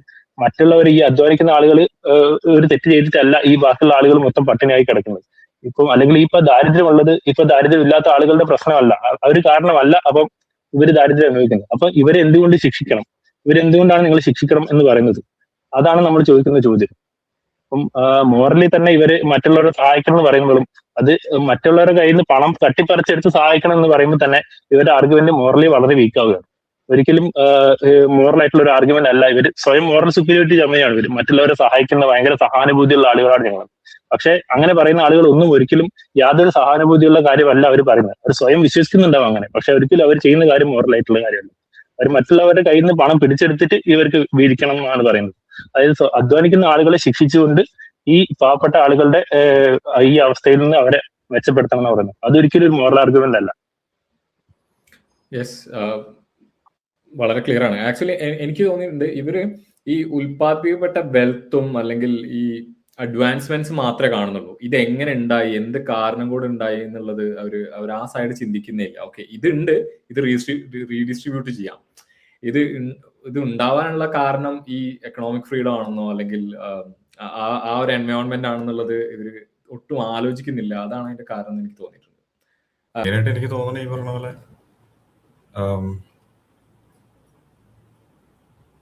ഒരു ഈ പൈസ ഉണ്ടാക്കണവർ ഒരു മോശം ആൾക്കാരാണെന്നുള്ളൊരു ചിന്താഗതി വരുന്നതാണ് എനിക്ക് പലപ്പോഴും തോന്നിയാണത്. പക്ഷെ അവരൊന്നും ഈ ഫിനാൻഷ്യൽ റിസ്ക് എടുക്കുന്നതും മറ്റു കാര്യങ്ങളൊന്നും അവർ മനസ്സിലാക്കുന്നില്ല. അത് മെയിനായിട്ട് ഈ പറഞ്ഞ പോലെ എക്കണോമിക്സിന്റെ ഒരു ഈ പറ്റി എക്കണോമി എങ്ങനെ വർക്ക് ചെയ്യണേ എങ്ങനെ ക്ലിയർ ആയിട്ടുള്ള ഐഡിയ ഇല്ലാത്തതുകൊണ്ടാണ് തോന്നുന്നു. അതെ, അത് മാത്രമല്ല, ഈ പണം എന്ന് പറഞ്ഞത് ഒരു മോശം സംഭവമാണെന്നുള്ള ഒരു മോറൽ ആർഗ്യുമെന്റും കൂടെ അവിടെ ഉണ്ട്. രണ്ട് കാര്യങ്ങളുണ്ട്. ഒന്ന്, എക്കണോമിക് ആയിട്ടുള്ള ആർഗ്യുമെന്റ് ശരിയാണ്. ഈ പറഞ്ഞ പോലെ പണം എങ്ങനെ ഉണ്ടാകുന്നു എന്നുള്ളതിനെ പറ്റി ഈസ് ഈസി എന്നുള്ള രീതിയിൽ അപ്പൊ പണം കാണുന്നുണ്ട്, ചുറ്റും കാണുന്നുണ്ട്, വെൽത്ത് ഉള്ള ഒരുപാട് രാജ്യങ്ങളും വ്യക്തികളും പ്രസ്ഥാനങ്ങളും എല്ലാം നമ്മൾ കാണുന്നുണ്ട്. സോ ഇറ്റ്സ് ഈസി എന്നൊരു തോന്നൽ ഒരു സൈഡിൽ. പക്ഷെ ഭയങ്കര ഡിഫിക്കൽട്ടാണ് സത്യം പറഞ്ഞ പൈസ ഉണ്ടാക്കുക എന്ന് പറഞ്ഞു വെച്ചാൽ. അത് എന്താണെന്നറിയാം, അത് ഫണ്ടമെന്റലി പൈസ എന്താണെന്ന് മനസ്സിലാക്കാൻ പറ്റുന്നില്ല. അങ്ങനെ ഒരു വിദ്യാഭ്യാസം നമുക്ക് ആർക്കും കിട്ടുന്നില്ല. വാട്ട് ഈസ് മണി എന്നുള്ള വിദ്യാഭ്യാസം നമുക്ക് നമ്മൾ ചിലപ്പോൾ പഠിക്കുന്നുണ്ടാവും. ബാർട്ടർ സിസ്റ്റം ആയിരുന്നു പണ്ട്. ബാർട്ടർ സിസ്റ്റത്തിൽ നിന്ന് നമ്മൾ മാറിയിട്ട് നമ്മൾ പിന്നെ കോയിനുകൾ യൂസ് ചെയ്യാൻ തുടങ്ങി. അത് കഴിഞ്ഞ് നമ്മൾ പിന്നെ നോട്ടിലേക്ക് മാറി, അല്ലെ ഗോൾഡ്, സിൽവർ, അത് കഴിഞ്ഞ് നോട്ടായിട്ട് മാറി, bitcoin, cryptocurrency. So maybe നമ്മളെ പഠിപ്പിക്കുമ്പോൾ നമ്മൾ ഹിസ്റ്ററി ഒക്കെ പഠിക്കുന്നുണ്ടാവും. But actually what is money എന്താണ് സംഭവം എന്നുള്ള സംഭവം നമ്മൾ പഠിക്കുന്നില്ല. എനിക്ക് തോന്നുന്നു അത് മീസസിന്റെ പുസ്തകത്തിന് അത് കൃത്യമായിട്ട് എക്സ്പ്ലെയിൻ ചെയ്തിട്ടുണ്ട്. പക്ഷെ അത് ആളുകളിലേക്ക് എത്തിയിട്ടില്ല. എന്ന് വെച്ചാൽ അത് എത്തിക്കാനും പാടാണ്. കാരണം നമ്മളുടെ ഒരു വിദ്യാഭ്യാസ രീതി അങ്ങനെയാണ്. നമ്മൾ കുറച്ച് നാൾ പഠിക്കുന്നത്, നമ്മൾ എവിടെയെങ്കിലും സ്പെഷ്യലൈസ് ചെയ്യുന്നു, കുറച്ച് ആൾക്കാർ ഡോക്ടർ ആകാൻ പോകുന്നു, അല്ലെ. ഈ എക്കണോമിസ്റ്റ് എന്ന് പറഞ്ഞ ആൾക്കാർ പഠിക്കുന്ന തന്നെ കുറെ മണ്ടത്തരങ്ങളാണ്. അത് വേറെ കാര്യം. ഈവൻ ബാക്കി എല്ലാം നോക്കുകയാണെങ്കിൽ നമ്മൾ ആരും എക്കണോമിക്സ് സ്ട്രീമിലേക്ക് പോയവരല്ല. നമ്മളെല്ലാം നമ്മളുടെ ഏരിയയിലേക്ക് സ്പെഷ്യലൈസ് ചെയ്ത് പോകണം. അപ്പൊ നമുക്ക് ഒരിക്കലും അത് പഠിക്കാനൊരു അവസരം കിട്ടുന്നില്ല. ഒന്നാമത്തെ കാര്യം. 2 വർഷങ്ങളായിട്ട് നമ്മുടെ നിലനിൽക്കുന്ന ഒരു സംഭവമാണ് ഈ പണം എന്ന് പറയുന്നത് ഇമ്മോറൽ ആണെന്നുള്ള സംഭവം. പണത്തിന് വേണ്ടി ചെയ്യുക, പണത്തിന് വേണ്ടി പ്രവർത്തിക്കുക എന്നൊക്കെ പറയുന്നത് എന്തോ ഒരു പ്രശ്നമാണ്. അതേസമയം മറ്റ് ചില കാര്യങ്ങളൊക്കെ, അതായത് നമ്മൾ പണത്തിന് വേണ്ടി പ്രവർത്തിക്കുകയല്ലേ, ഇപ്പം മറ്റുള്ളവരെ സഹായിക്കുക എന്നൊക്കെയുള്ള മനസ്സുള്ളവരാണ്. അപ്പൊ അതുകൊണ്ട് തന്നെയാണ് ഈ പറയുന്ന മുതലാളിമാരൊക്കെ ചാരിറ്റി ചെയ്യുമ്പോൾ അവര് അടിപൊളിയാകുന്നതും. ചാരിറ്റി ഒന്നും ചെയ്യുന്നില്ല, പക്ഷെ ഒരു വലിയൊരു ബിസിനസ് സാമ്രാജ്യം വലുതാക്കിയും ആളുകൾക്ക് വേണ്ട കാര്യങ്ങളെല്ലാം കൊണ്ടുതരുന്ന ഒരു മുതലാളിയാണെങ്കിൽ അയാൾ ഒരു മോശപ്പെട്ട ആളുമാണ്. 10 പൈസ ആർക്കെങ്കിലും കൊടുക്കുന്ന ഒരാൾ മാത്രമാണ് നല്ല മുതലാളി എന്ന് പറയുന്നത്. അല്ലാതെ ഈ പറയുന്ന പോലെ അയാളുടെ കിട്ടുന്ന വിഭവങ്ങളെ നല്ല രീതിയിൽ ഉപയോഗിച്ചു, എഫിഷ്യന്റ് ആയിട്ട് ഉപയോഗിച്ചു, വേസ്റ്റ് ഉണ്ടാക്കാതെ കൃത്യമായി കൺവേർട്ട് ചെയ്ത് പ്രൊഡക്റ്റീവ് ഒരു സാധനം കൺവേർട്ട് ചെയ്യാന്ന് പറയുന്ന സംഭവം ഉണ്ട്. അത് ഭയങ്കര മോറൽ പ്രവൃത്തിയാണ് ആക്ച്വലി. പിന്നെ ഈ പണം ഉണ്ടാക്കുന്നവരൊക്കെ ഒറ്റ ചോദ്യം നോക്കട്ടെ, ഈ വേസ്റ്റേജിന്റെ കാര്യം പറഞ്ഞപ്പോഴാണ്. അപ്പോ ഈ ഓരോ ടെക്നോളജിക്കൽ ബൂംസ് ഒക്കെ വരുമ്പോ ഇപ്പോ ഈ റെയിൽവേ മാനയുടെ ഒക്കെ എക്സാമ്പിൾ പറയില്ലേ, അതായത് ഉണ്ടാവുന്ന വേസ്റ്റേജിനെ പറ്റിയിട്ട് എന്താ പറയാനുള്ളത്? അതായത് നമ്മൾ സ്പെക്കുലേറ്റീവ് ആയിട്ട് ഭയങ്കരമായിട്ട് ഇൻവെസ്റ്റ് ചെയ്ത് റിസോഴ്സസ് വേസ്റ്റ് ചെയ്യുന്ന പല സിറ്റുവേഷൻസ് ഉണ്ടായിട്ടുണ്ടല്ലോ. .com ബൂമിൽ ഉണ്ടായിട്ടുണ്ട്, റെയിൽവേ മാനിയയിൽ ഉണ്ടായിട്ടുണ്ട്, പേയിൽ ഉണ്ടാവും എന്ന് പറയുന്നുണ്ട്. സോ അത് വേസ്റ്റേജ് അല്ലേ? ക്യാപിറ്റലിസ്റ്റിന്റെ വേസ്റ്റേജ് അല്ലേ? അല്ല, അത് ഇപ്പം ചോദിച്ച കാര്യം എന്ന് പറയുന്നത് ക്യാപിറ്റലിസ്റ്റുകൾ അല്ലെങ്കിൽ വ്യക്തികൾ സ്വന്തമായിട്ട് എന്തെങ്കിലും ബിസിനസ് ചെയ്യുമ്പോൾ അവർക്ക് കാൽക്കുലേഷൻ തെറ്റിപ്പോവുകയും അങ്ങനെ അവർക്ക് നഷ്ടം സംഭവിക്കുകയും ചെയ്യാന്നുള്ള ഒരു പോയിന്റ് ആണല്ലോ. അപ്പം നമ്മുടെ ഇവിടെ പോയിന്റ് എന്ന് വെച്ചാൽ അങ്ങനെ നഷ്ടം പലർക്കും സംഭവിക്കാം, അത് സ്വാഭാവികമായിട്ടുള്ള കാര്യമാണ്. പക്ഷെ അങ്ങനെ നഷ്ടം സംഭവിക്കുകയാണ് എന്നുണ്ടെങ്കിൽ അതിന് ഡിസ്കറേജ് ചെയ്യണം. ആ നഷ്ടം ഉണ്ടാവുന്ന ഇൻഷുറൻസ് നമ്മൾ മാക്സിമം കുറയാണ് വേണ്ടത്. അതെങ്ങനെയാണ് കുറയുക? അപ്പം ഞാനൊരു കാര്യം ചെയ്യുമ്പം ആ നഷ്ടത്തിന്റെ റെസ്പോൺസിബിലിറ്റി എനിക്കാണ് ഉണ്ടാവുന്നത് എന്നുണ്ടെങ്കിലാണ് ഞാൻ ആ നഷ്ടം ഏറ്റവും പരമാവധി കുറയ്ക്കാൻ വേണ്ടി ശ്രമിക്കുക. അങ്ങനെ ഞാനിപ്പോ ഒരു ബിസിനസ് ചെയ്തു, അതിന്റെ നഷ്ടം ഞാൻ തന്നെയാണ് വഹിക്കുന്നതെങ്കിൽ ഞാൻ എടുക്കുന്ന റിസ്ക്കും അതിനെനിക്ക് നഷ്ടം എത്രത്തോളം താങ്ങാൻ കഴിയുമോ അതിനനുസരിച്ചായിരിക്കും ഞാൻ ചെയ്യുക. പക്ഷെ നമ്മുടെ രാജ്യത്ത് നടക്കുന്നത് എന്താ വെച്ചാൽ, അല്ലെങ്കിൽ നമ്മുടെ ലോകത്ത് എക്കണോമിയിൽ നടക്കുന്നത് എന്താ വെച്ചിട്ടുണ്ടെങ്കിൽ, ഈ നഷ്ടം എന്ന് പറയുന്നത് മറ്റുള്ളവരിലേക്ക് ട്രാൻസ്ഫർ ചെയ്യപ്പെടുക, അല്ലെങ്കിൽ നമ്മൾ എടുക്കുന്ന ഒരു തീരുമാനത്തിന്റെ കോൺസിക്വൻസസ് മറ്റുള്ളവരാണ് അനുഭവിക്കുന്നത്, അല്ലെങ്കിൽ നമുക്ക് അനുഭവിക്കേണ്ട കാര്യമില്ല എന്നുള്ളൊരു ഘട്ടം വരുമ്പോഴാണ് ആളുകൾ കൂടുതൽ റെക്ലെസ് ആയിട്ട് പെരുമാറുക, അല്ലെങ്കിൽ ആളുകൾക്ക് അതിനുള്ള കൂടുതൽ റിസ്ക് എടുക്കുക. അങ്ങനത്തെ എന്താ പറയാ, ഏറ്റവും കൂടുതലായിട്ട് റിസ്ക് എടുത്തുകൊണ്ട് ലാഭം ഉണ്ടാക്കാൻ ശ്രമിക്കുക. അങ്ങനെ ആകുമ്പം അവരുടെ ലാഭമൊക്കെ ഉണ്ടായിക്കഴിഞ്ഞാൽ അവർക്കും എന്തെങ്കിലും നഷ്ടം വന്നു കഴിഞ്ഞാൽ അവരെ ഗവൺമെന്റ് സർക്കാർ സർക്കാർ വന്നിട്ട് നാട്ടുകാരെ ടാക്സ് പിരിച്ചിട്ട് അവരെ സേവ് ചെയ്യാൻ വേണ്ടി ശ്രമിക്കും, ബെയിൽ ഔട്ട് എന്ന് നമ്മൾ പറയും. അപ്പൊ അങ്ങനെ ഉണ്ടാവുമ്പോഴാണ് ഏറ്റവും കൂടുതലായിട്ട് ഈ ഒരു മോറൽ ഹസാർഡ് ഉണ്ടാവുക. ഏറ്റവും നമുക്കൊരു നഷ്ടം വന്നിട്ടുണ്ടെങ്കിൽ നമുക്ക് പ്രശ്നമില്ല, പക്ഷേ നമുക്ക് ലാഭം കിട്ടാനുള്ള ഓപ്പർച്യൂണിറ്റി ഉണ്ട്. അപ്പം ആ ഒരു സിറ്റുവേഷനിലാണ് ഏറ്റവും കൂടുതലായിട്ട് നമ്മൾ മിസ്ഇൻവെസ്റ്റ് ചെയ്യുക. അതുപോലെ തന്നെ മറ്റൊരു കാര്യം എന്ന് വെച്ചിട്ടുണ്ടെങ്കിൽ നമ്മുടെ ഇൻസെന്റീവ്സ്, നമുക്ക് ഏറ്റവും കൂടുതൽ ലാഭം കിട്ടുന്ന സ്ഥലത്തേക്ക് നമുക്ക് പോകാനുള്ള സ്വാതന്ത്ര്യം ഉണ്ടാകുമ്പോഴാണ് അപ്പോഴും നമ്മൾ ശരിയായ കാര്യം ചെയ്യാൻ കൂടുതൽ ചാൻസ്. പക്ഷേ ഇവിടെ മറ്റൊരാൾ വന്ന് നിങ്ങളോട് പറയാണ്, നിങ്ങൾ ഇന്ന കാര്യങ്ങൾ ചെയ്യാൻ പാടില്ല, ഇന്ന കാര്യങ്ങൾ മാത്രമേ ചെയ്യാൻ പാടുള്ളൂ, അല്ലെങ്കിൽ ഇന്ന സ്ഥലത്തേക്ക് മാത്രമേ ഇൻവെസ്റ്റ്മെന്റ് ചെയ്യാൻ വേണ്ടി പാടുള്ളൂ എന്ന് പറഞ്ഞ് എക്കണോമിന്റെ റിസോഴ്സസിനെ അലോക്കേറ്റ് ചെയ്യുന്നതിൽ നമ്മൾ സ്വാഭാവികമായിട്ട് എടുക്കുന്ന ഡിസിഷനിൽ നിന്ന് മാറുകയാണെന്നുണ്ടെങ്കിൽ അപ്പോഴും നമ്മൾ കാൽക്കുലേഷൻസ് ഒക്കെ തെറ്റും. നമ്മൾ പ്രോഫിറ്റ് നോക്കിയിട്ടല്ല ചെയ്യുക. മറ്റൊരാൾ ഇങ്ങനെ പറഞ്ഞു, ഇങ്ങനെ ചെയ്യാൻ വേണ്ടി പാടില്ല എന്ന് പറഞ്ഞത് കൊണ്ട് മാത്രം നമ്മൾ ഡിസ്റ്റൻസ് തെറ്റായിട്ട് എടുക്കും. അങ്ങനെയും ഈ സർക്കാരിന്റെ പലതരത്തിലുള്ള ഇടപെടലുകൾ മൂലം നമ്മൾ ഡിസിഷൻ മാറ്റും. സർക്കാർക്ക് ഒരു സ്ഥലത്തേക്ക് സബ്സിഡി കൂടുതൽ കൊടുക്കുകയാണെന്ന് വിചാരിക്കുക, അപ്പം ആ ഭാഗത്ത് സബ്സിഡി കൊടുത്തു എന്നുള്ള കാരണങ്ങൾ കൊണ്ട് തന്നെ ആ ഒരു സാധനം കൂടുതലായിട്ട് ഉത്പാദിപ്പിക്കപ്പെടും. നമ്മുടെ ആൾക്കാർക്ക് ആവശ്യത്തിലുള്ളതിലോ അധികവും ഉത്പാദിക്കും. കാരണം അത് അങ്ങനെ ഒരു സബ്സിഡി കിട്ടുന്നത് കൊണ്ട് തന്നെ അത് ഉണ്ടാക്കുന്നത് കൂടുതൽ ലാഭകരമായിട്ട് മാറും. അങ്ങനെ സബ്സിഡി കിട്ടുകയാണെന്നുണ്ടെങ്കിൽ നമ്മൾ അത് കൂടുതൽ ഉത്പാദിപ്പിക്കുകയും ചെയ്യും. ഒരു സാധനത്തെ ടാക്സ് കൂടുകയാണെന്നുണ്ടെങ്കിൽ അത് കുറച്ച് ഉത്പാദിപ്പിക്കുകയും ചെയ്യും. അപ്പൊ അങ്ങനെ നമ്മുടെ സമൂഹത്തിന് വേണ്ടത് എത്രയാണോ ആ ഒരു അളവിൽ അത് കൃത്യമായിട്ട് ഉത്പാദിപ്പിക്കാതെ അതിനെക്കാട്ടും കൂടുതൽ നമുക്ക് ചില കാര്യങ്ങൾ കൂടുതലായിട്ട് ഉത്പാദിപ്പിക്കാൻ, ചില കാര്യങ്ങൾ ആവശ്യത്തിന് ഉത്പാദിപ്പിക്കപ്പെടാതെ വരുന്ന ഒരു അവസ്ഥ ഉണ്ടാവും. അങ്ങനെ പോകുമ്പോഴാണ് ഈ ഒരു പ്രശ്നങ്ങൾ കൂടുതൽ സംഭവിക്കുക. അപ്പൊ നമുക്ക് മനസ്സിലാവില്ല നമ്മൾ എത്രത്തോളമാണ് പ്രൊഡ്യൂസ് ചെയ്യേണ്ടത്, അല്ലെങ്കിൽ എന്താണ് പ്രൊഡ്യൂസ് ചെയ്യേണ്ടത്. അപ്പൊ ഈ ഒരു കാൽക്കുലേഷൻ ഓരോ എന്റർപ്രണർ എടുക്കുന്നത് അവന്റെ ലെവലിൽ ചിന്തിച്ചുകൊണ്ട് അവന് മാക്സിമം എത്രത്തോളം ലാഭം കിട്ടാൻ വേണ്ടി കഴിയും, അല്ലെങ്കിൽ അവന്റെ ഇൻട്രസ്റ്റ് എത്രത്തോളം മാക്സിമൈസ് ചെയ്യാൻ വേണ്ടി കഴിയും എന്നുള്ളത് ചിന്തിച്ചിട്ടാണ് ഓരോ വ്യക്തികളും അവരവരുടെ ലൈഫിൽ ഡിസിഷൻ എടുക്കുന്നത്. അപ്പൊ ആ ഒരു ഡിസിഷൻ തെറ്റിക്കഴിഞ്ഞിട്ടുണ്ടെങ്കിൽ നമുക്ക് മനസ്സിലാവില്ല, നമ്മൾ അത് തെറ്റിക്കഴിഞ്ഞോ ഇല്ലയോ എന്നുള്ളത് നമുക്ക് മനസ്സിലാവുന്നത് കുറെ കാലം കഴിഞ്ഞിട്ടായിരിക്കും. അപ്പം ഇത്തരത്തിൽ പ്രത്യേകിച്ചും ഈ ടാക്സ്, സബ്സിഡി അല്ലെങ്കിൽ റെഗുലേഷൻസ്, റെസ്ട്രിക്ഷൻസ് ഒക്കെ വെക്കുമ്പോൾ നമുക്ക് എക്കണോമിയിൽ എന്ത് പ്രൊഡ്യൂസ് ചെയ്യണം എന്നുള്ളതിനുള്ള കാൽക്കുലേഷൻ തെറ്റാനുള്ള സാധ്യതകൾ വളരെയധികം കൂടുതലാണ്. അങ്ങനെ ഒരു കൂടുതൽ ആളുകൾ ഒന്നിച്ച് അവരുടെ കാൽക്കുലേഷൻസ് തെറ്റിപ്പോകുമ്പോഴാണ് ഒരു വലിയ ക്രൈസിസ് ഉണ്ടാവുന്നത്. അത്തരം ക്രൈസിസുകളെ തരണം ചെയ്യുക എങ്ങനെയാണ്? എന്തായാലും നമ്മൾ ഒരു എക്കണോമിക്ക് ആവശ്യമില്ലാത്ത കുറെ കാര്യങ്ങൾ നമ്മൾ പ്രൊഡ്യൂസ് ചെയ്ത് പോയിട്ടുണ്ടെങ്കിൽ അത് തരണം ചെയ്യണമെന്നുണ്ടെങ്കിൽ അത്തരം അങ്ങനെ ആവശ്യമില്ലാത്ത സാധനങ്ങൾ പ്രൊഡ്യൂസ് ചെയ്യുന്ന സംരംഭങ്ങൾ ഫെയിൽ ആയാൽ മാത്രമേ അത് തരണം ചെയ്യാൻ വേണ്ടി പറ്റൂ. അങ്ങനെയുള്ള സംരംഭങ്ങൾ ഫെയിൽ ആവുകയും നമുക്ക് ആവശ്യമുള്ള സാധനങ്ങൾ പ്രൊഡ്യൂസ് ചെയ്യുന്ന ആളുകൾക്ക് കൂടുതൽ സക്സസ് വരികയും ചെയ്യുമ്പോഴാണ് നമ്മുടെ എക്കണോമി അതിൽ നിന്നും റിക്കവറായി മാറുക. അപ്പം അങ്ങനെ ചെയ്യണമെന്നുണ്ടെങ്കിൽ അതിനും കഴിയണം. പക്ഷെ നമ്മുടെ സർക്കാർ അതിൽ നിന്ന് ഇടപെട്ടുകൊണ്ട് ഈ കൂടുതലായിട്ട് ഫെയിൽ ആയിട്ടുള്ള ആളുകളെ വീണ്ടും നമ്മൾ റീക്യാപിറ്റലൈസ് ചെയ്തുകൊണ്ടും അല്ലെങ്കിൽ ബെയിൽ ഔട്ട് ചെയ്തുകൊണ്ടും പുറത്തേക്ക് വരുമ്പം അത് വീണ്ടും കൂടുതൽ പ്രശ്നങ്ങളായിട്ട്, അല്ലെങ്കിൽ വീണ്ടും അടുത്ത റിസെഷന് വേണ്ടി, അല്ലെങ്കിൽ അടുത്ത cycle of boom and bust cycle വീണ്ടും ക്രിയേറ്റ് ചെയ്തുകൊണ്ടിരിക്കുകയാണ് ചെയ്യും. വിഷ്ണു, ഒരു കാര്യം പറഞ്ഞോട്ടെ, ഈ അങ്ങനെയുള്ള ക്രൈസിസ്, ഇപ്പം ഈ പറഞ്ഞ വേസ്റ്റേജ് ക്രൈസിസ്, ഈ ഒരു സംഭവത്തിൽ നിന്ന് വേറൊരു സംഭവത്തിലുള്ള ട്രാൻസ്ഫോർമേഷൻ വരുമ്പോഴുണ്ടാകുന്ന കാര്യങ്ങൾ ആക്ച്വലി വളരെ റെയർ ആണ്. ഇപ്പൊ നമ്മൾ ഉണ്ടായിട്ടുള്ള റിസഷൻസും ഡിപ്രഷൻസും ഒക്കെ എടുത്ത് പരിശോധിച്ചു കഴിഞ്ഞാൽ അവിടെ മെയിൻ കൾപ്രിറ്റ് ആയിട്ട് നമുക്ക് ഗവൺമെന്റ് ഇൻവോൾവ്മെന്റ് അവിടെ കാണാം. നമ്മൾ മുന്നോട്ട് വെക്കുന്ന ഒരു സിസ്റ്റം അതുകൊണ്ട് തന്നെ സബ്സിഡികളും ബെയിൽ ഔട്ടുകളും ഒന്നും ഇല്ലാത്ത ഒരു സിസ്റ്റത്തിനെയാണ് നമ്മൾ പ്രൊമോട്ട് ചെയ്യുന്നത്. അപ്പൊ ആക്ച്വലി ഈവൻ ക്യാപിറ്റലിസ്റ്റ് രാജ്യങ്ങളിൽ പോലും അങ്ങനെയാണോ നടക്കുന്നത് വെച്ചാൽ അല്ല. അപ്പൊ നമ്മൾ എല്ലാ തരത്തിലുള്ള റെഗുലേഷൻ എന്ന് പറഞ്ഞ സംഭവത്തിന് നമ്മൾ എതിർക്കാൻ കാരണം അതുകൊണ്ടാണ്. അപ്പൊ ലാഭം എന്നുള്ള സംഭവം, ലാഭം ഉണ്ടാക്കുന്നു എന്നുള്ളതിന്റെ പേരിൽ ആരെയും പണിഷ് ചെയ്യാൻ പാടില്ല. ഇത്ര ലാഭം ഉണ്ടാക്കിയാൽ മതി, നിങ്ങൾ ലാഭം കുറച്ചുണ്ടാക്കണം, അല്ലെങ്കിൽ ആന്റി ട്രസ്റ്റ് ലോസ്, ഇതിനെയൊക്കെ ക്യാപിറ്റലിസം എന്ന് പറഞ്ഞ വ്യവസ്ഥ എതിർക്കുന്നത് അതുകൊണ്ടാണ്. ഇപ്പോഴത്തെ സൈഡിൽ സബ്സിഡി കൊടുക്കുക, ഇപ്പൊ സബ്സിഡി കൊടുക്കുക എന്നൊക്കെ പറയുന്നത് ചിലപ്പോൾ അതൊരു ഫോൾസ് ഇൻസെന്റീവ്സ് ആണ്. ഇവര് വിചാരിക്കും, ഇപ്പൊ ഉദാഹരണത്തിന് ഇലക്ട്രിക് വെഹിക്കിൾസിന് സബ്സിഡി കൊടുക്കുക എന്നുള്ളത്. അപ്പൊ ഇലക്ട്രിക് വെഹിക്കിൾസിന് ഇപ്പം ലാഭമില്ല എന്ന് കരുതുകയാണെങ്കിൽ ഇപ്പോൾ ഗവൺമെന്റ് അവിടെ ഇട്ടിട്ട് ഒരു ഇൻസെന്റീവ്സ് ക്രിയേറ്റ് ചെയ്യണം. ഓക്കെ, നിങ്ങൾ എല്ലാവരും ഇതിലേക്ക് വരും എന്നുള്ളത്. അപ്പൊ അത് കാണുമ്പോൾ പല ആൾക്കാരും അതിലേക്ക് വരും, ഗവൺമെന്റ് സബ്സിഡി കിട്ടാനായിട്ട് വരും. അതുപോലെ തന്നെ ബെയിൽ ഔട്ട്, ഇപ്പൊ നമ്മളൊരു ബാങ്ക് ഫെയിൽ ആയി കഴിഞ്ഞാൽ, അല്ലെങ്കിൽ എന്ത് സാധനം ഫെയിൽ ആയി കഴിഞ്ഞാൽ ഗവൺമെന്റ് രക്ഷിക്കാനുണ്ടെന്ന് പറയുമ്പോഴത്തേക്ക് അപ്പൊ അവിടേക്ക് എന്താ സംഭവിക്കുന്ന പറയുമ്പോൾ ഈ പറയുന്ന വേസ്റ്റേജ് ഉണ്ടാകാനുള്ള സാധ്യത കൂടുതലാണ്. ഇപ്പൊ തോമസ് ഹോവൽ പറഞ്ഞൊരു കാര്യമുണ്ടല്ലോ, ക്യാപിറ്റലിസം എന്ന് പറയുന്നത് പ്രോഫിറ്റ് സിസ്റ്റം പോലെ തന്നെ ഒരു ലോസ് സിസ്റ്റം കൂടെയാണ്. പ്രോഫിറ്റും ലോസും ഉണ്ട് അവിടെ.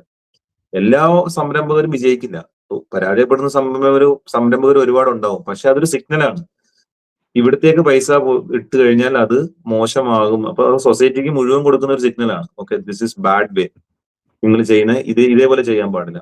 അല്ലെങ്കിൽ ഈ ചെയ്യുന്ന രീതിയിലുള്ള ഇന്നോവേഷനോ അല്ലെങ്കിൽ ഈ ചെയ്യുന്ന രീതിയിലുള്ള അവരുടെ സെക്ടറോ അവിടത്തേക്ക് പൈസ പോകുന്നത് ഇപ്പൊ ശരിയല്ല, ആളുകൾ അതിനെ വാല്യൂ ചെയ്യുന്നില്ല, അതാണ് ലോസ്. അപ്പം അതേസമയം അവർക്ക് വിജയിച്ച മാതൃകകൾ അപ്പുറത്ത് കാണാം, ഓക്കെ ഇവിടെയാണ് കാണുന്നത്. അപ്പൊ ആളുകൾ സ്വാഭാവികമായിട്ടും എല്ലാവർക്കും എന്താ വേണ്ടത്, അവരുടെ പൈസ വലുതാക്കണമെന്നാണ് ആഗ്രഹം, അല്ലെങ്കിൽ കൂടുതൽ വെൽത്ത് ഉണ്ടാക്കണമെന്ന് ഓരോ മനുഷ്യന്റെ ആഗ്രഹം. അപ്പൊ ഇൻവെസ്റ്റ്മെന്റ് ആ രീതിയിലേക്ക് പോകും. പക്ഷെ ഇതിനകത്ത് ഇടപെടലുകൾ വരുമ്പോഴാണ് ഈ ഒരു പ്രൈസ് കൊണ്ടുതരുന്ന അല്ലെങ്കിൽ ലാഭവും നഷ്ടവും കൊണ്ടുതരുന്ന സിഗ്നൽസ് എല്ലാം തെറ്റിപ്പോകുന്നത്. ഓക്കെ, ഇപ്പം നമുക്ക് മനസ്സിലാവാണ് ഇതിനിപ്പം ഇത്ര മാർക്കറ്റ് ഇല്ല എന്ന് മനസ്സിലാക്കി കഴിഞ്ഞാൽ ആൾക്കാർ സ്വാഭാവികമായിട്ട് അവിടെ നിന്ന് മാറിക്കോളും. പക്ഷെ അവിടെ അതിനെ ഗവൺമെന്റ് ഇടപെട്ട് ആ നഷ്ടം നികത്തി കഴിയുമ്പോഴത്തേക്ക് ഓക്കെ വലിയ പ്രശ്നമില്ല, ഇനി എന്തെങ്കിലും കുഴപ്പം വന്നാലും ഗവൺമെന്റ് ഉണ്ടെന്നൊരു തോന്നലാകുമ്പോൾ ആൾക്കാർ വീണ്ടും വീണ്ടും മണ്ടത്തരങ്ങൾ വീണ്ടും ആവർത്തിച്ചുകൊണ്ടിരിക്കും. നമ്മുടെ അരി ഉൽപാദനമൊക്കെ വലിയൊരു എക്സാമ്പിൾ അല്ലേ? സബ്സിഡീസ് കൊടുത്ത് കൂടുതൽ ഉൽപാദനം നടത്തി. അതെ അതെ, അത് ഈ കൃഷി, അതെ അത് മാത്രമല്ല ഈ വാട്ടർ ഇന്ത്യയിൽ എന്ന് പറഞ്ഞു കഴിഞ്ഞാൽ വളരെ അൺപ്രൊഡക്റ്റീവ് ആയിട്ടുള്ള ഒരു സെക്ടറാണ് അഗ്രികൾച്ചർ എന്ന് പറയുന്നത്. അത്രത്തോളം ഈ ഇത് കിട്ടിക്കഴിയുമ്പോഴത്തേക്ക് ആൾക്കാർ അതിനനുസരിച്ചിട്ട് അത് ചെയ്തുകൊണ്ടിരിക്കും. കാരണം കൂടുതൽ കൂടുതൽ വേസ്റ്റേജിനനുസരിച്ചിട്ട് സബ്സിഡീസ് കിട്ടിക്കൊണ്ടിരിക്കും. So there is no incentives to improve. Better ആയിട്ട് ചെയ്യേണ്ട കാര്യമില്ല. പിന്നെ അതിന്റെ കൂട്ടത്തിൽ താരിഫുകളും എല്ലാം വെച്ചിട്ടുണ്ട്. അപ്പൊ അവർക്ക് ഒരിക്കലും മാറി ചിന്തിച്ച് ഇതിനെ ചെയ്യേണ്ട കാര്യമില്ല. അപ്പൊ വേസ്റ്റേജസ് കൂടുന്നത് അതുകൊണ്ടാണ് അൺപ്രൊഡക്റ്റീവ് ആയിട്ട് നമ്മൾ മാറുന്നത്. അപ്പൊ പ്രൈവറ്റ് പ്രോപ്പർട്ടി ഉണ്ട് എങ്കിൽ അയാൾക്ക് ഇതിൽ നിന്ന് നഷ്ടം വരുമെന്ന് കാണുമ്പോഴേ അറിയണമെങ്കിൽ അയാൾ വേണ്ട പൈസ കൃത്യമായിട്ട് ഉപയോഗിക്കും. അതാണ് ആ സിസ്റ്റത്തിന്റെ വ്യത്യാസം. ഞാൻ ചോദിച്ചു നോക്കട്ടെ, അപ്പൊ ഇതിനെ കുറിച്ച് ഒരു കാര്യം ആഡ് ചെയ്യാം. ഓക്കെ ഓക്കെ, സോ ഇപ്പൊ കുറച്ചു മുമ്പ് വിഷ്ണു ഇപ്പൊ നിങ്ങളൊക്കെ പറഞ്ഞിരുന്നു എക്കണോമിക് കാൽക്കുലേഷന്റെ ഒരു പ്രോബ്ലം. അതിനെക്കുറിച്ച് ജസ്റ്റ് ഒരു ഫ്യൂ പോയിന്റ്സ് ആഡ് ചെയ്യാൻ തോന്നുന്നുണ്ട്. കാരണം ഞാനും അതിനെക്കുറിച്ച് ആലോചിച്ചു. ഇപ്പോ ഫസ്റ്റ് നമ്മൾ നേരത്തെ ഇൻസെന്റീവ്സിനെ കുറിച്ച് പറഞ്ഞു. ലൈക്ക് നമ്മൾ ഉണ്ടാക്കുന്ന ലാഭം അല്ലെങ്കിൽ നഷ്ടം നമ്മൾ തന്നെ അനുഭവിക്കുന്നതിന്റെ ആ ഒരു ഇൻസെന്റീവിന്റെ കാര്യം പറഞ്ഞു. അതൊരു ഫണ്ടമെന്റലി ഒരു റീസൺ ആണ്. ക്യാപിറ്റലിസം സോഷ്യലിസത്തിന്റെക്കാളും ബെറ്റർ ആണല്ലോ ഒരു റീസൺ ആണ്. ഈ എക്കണോമിക് കാൽക്കുലേഷൻ എന്ന് പറയുന്നത് ഒരു കംപ്ലീറ്റ്ലി സെപ്പറേറ്റ് ആയ ഒരു ഡിസ്റ്റിങ്ക്റ്റ് ആയ ഒരു റീസൺ ആണ്. ഇപ്പൊ എന്താന്ന് വെച്ചാൽ ഗവൺമെന്റ് അല്ലെങ്കിൽ ഒരു സെൻട്രൽ അതോറിറ്റി ഓരോ ഏരിയാസിലേക്ക് എത്ര റിസോഴ്സസ് അലക്കേറ്റ് ചെയ്യണം എന്ന് സെൻട്രൽ അതോറിറ്റി വിചാരിച്ചാൽ ഉള്ള പ്രോബ്ലം എന്താന്ന് വെച്ചാൽ, ഒന്നെങ്കിൽ ദർ ഹൈ ചാൻസ് ഫോർ എന്താ പറയാ, ഒന്നെങ്കിൽ ടു മച്ച് റിസോഴ്സസ് ഒരു സ്ഥലത്തേക്ക് അലക്കേറ്റ് ചെയ്യാനുള്ള ചാൻസ് ഉണ്ട്. In the same way to less resources allocate ചെയ്യാനുള്ള ചാൻസ് ഉണ്ട്. ഇപ്പൊ ഫോർ എക്സാമ്പിൾ അപ്പൊ എന്തോന്ന്, ഒന്നെങ്കിൽ വേസ്റ്റേജ് നടക്കും, ഒന്നെങ്കിൽ ഇപ്പൊ ഓൾറെഡി പറഞ്ഞ പോലെ വേസ്റ്റേജ്, ഹോർഡിങ് ഓഫ്, ഇപ്പൊ നേരത്തെ അരിയുടെ കാര്യമൊക്കെ പറഞ്ഞില്ലേ, ഇപ്പോൾ മിനിമം സപ്പോർട്ട് പ്രൈസ് അങ്ങനെയൊക്കെ പറഞ്ഞ് കുറെ. അപ്പൊ ഗവൺമെന്റ് അവിടെ ഇടപെടുമ്പോൾ സംഭവിക്കുന്നത് എന്താ വെച്ചാൽ, അവിടെ ആവശ്യമുണ്ടോ ഇല്ലയോ എന്ന് നോക്കാതെ ഒരുപാട് ആൾക്കാർ അതങ്ങനെ ഹോൾഡ് ചെയ്ത് വെക്കാം, ബിക്കോസ് അവർക്ക് ഒരു മിനിമം പ്രൈസ് കിട്ടും എന്നുള്ളൊരു സ്ഥിതി വരും. അപ്പൊ സംഭവിക്കുന്നത് എന്താ, വേസ്റ്റേജ് ആക്ച്വൽ യൂസ് വരാതെ കുറെ അരിയൊക്കെ പോയി നശിക്കുന്നു, എന്നാൽ അതിന്റെ നഷ്ടം അവർ അനുഭവിക്കുന്നില്ല എന്നുള്ളൊരു പ്രോബ്ലം ഉണ്ട്. അപ്പൊ ഈ കാൽക്കുലേഷന്റെ കാര്യം പറയുകയാണെങ്കിൽ, ഇപ്പൊ ക്യാപിറ്റലിസ്റ്റ് സിസ്റ്റം അല്ലെങ്കിൽ ഇൻഡിവിജ്വലിസ്റ്റ് സിസ്റ്റത്തിൽ as oppose to central planning എന്താന്ന് വെച്ചാൽ, ഇപ്പൊ ഒന്നെങ്കിൽ നമുക്ക് ഡിമാൻഡ് സപ്ലൈയേക്കാൾ കൂടുതൽ ഉണ്ടാവും, അല്ലെങ്കിൽ ഡിമാൻഡ് സപ്ലൈയേക്കാൾ കുറവായിരിക്കും. അതായത് സപ്ലൈ കൂടുതലായിരിക്കും. അപ്പൊ അങ്ങനെ ഒരു കേസിൽ ഇപ്പോ ഡിമാൻഡ് കൂടുതലാണ് പക്ഷെ സപ്ലൈ വേണ്ടത്ര ഇല്ല എന്ന് വരുമ്പോൾ എന്താന്ന് വെച്ചാൽ, അതായത് ബേസിക്കലി കുറച്ച് ഗുഡ്സ്, സപ്ലൈ കുറച്ച് ഗുഡ്സ് ഉണ്ട് പക്ഷെ കുറെ ആവശ്യക്കാരുണ്ട്. സോ ബയേഴ്സ്, അതായത് ഇപ്പൊ ഗുഡ്സ് വാങ്ങിക്കേണ്ട ആൾക്കാർ കുറച്ച് ഗുഡ്സിന് വേണ്ടി കൂടുതൽ പൈസ ഇറക്കാൻ ശ്രമിക്കും, ബിക്കോസ് ആ ഗുഡ്സ് വിരളമായിരിക്കും. Where demand is greater than supply. അപ്പൊ അങ്ങനെ ഒരു കേസ് വരുമ്പോൾ പ്രൈസസ് ഇൻക്രീസ് ചെയ്യും. പ്രൈസ് കൂടുമ്പോൾ അതൊരു സിഗ്നലാണ്. അപ്പൊ പ്രൈസ് കൂടുമ്പോഴാണ് ശരിക്കും ഡിമാൻഡ് സപ്ലൈക്കാളും കൂടുതൽ ഉണ്ടെന്ന് അവിടെ ഒരു നോളേജ് അവിടെ ഉണ്ടാവുന്നത്. അപ്പൊ ഒരു ഇൻഡിവിജ്വൽ സിസ്റ്റത്തിൽ അവിടെ ഒരു നോളേജ് ഉണ്ടാവുന്നുണ്ട്. ഇപ്പൊ പ്രൈസ് ഇൻക്രീസ് ചെയ്താൽ മനസ്സിലാവും അവിടെ ഡിമാൻഡ് കൂടുതൽ ഡിമാൻഡ് ഉണ്ട്, സപ്ലൈ കുറവാണ് എന്നുള്ളത്. അപ്പൊ ഒരു സെല്ലറിന് കൂടുതൽ റിസോഴ്സ് അവിടെ അലക്കേറ്റ് ചെയ്യാനുള്ള ഒരു നോളേജ് അവിടെ എക്സിസ്റ്റ് ചെയ്യും.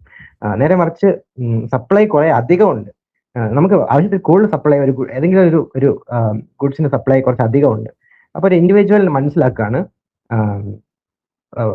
അതായത് കുറച്ചധികം ഗുഡ്സ് ഉണ്ട്, ആവശ്യക്കാർ വേണ്ടത്ര ഇല്ലെങ്കിൽ പ്രൈസസ് കുറയും. കാരണം എന്താണെന്ന് വെച്ചാൽ, നമ്മൾ ബയേഴ്സിനെ അട്രാക്ട് ചെയ്യാൻ വേണ്ടിയിട്ട് സെല്ലേഴ്സ് കമ്പീറ്റ് ചെയ്യും.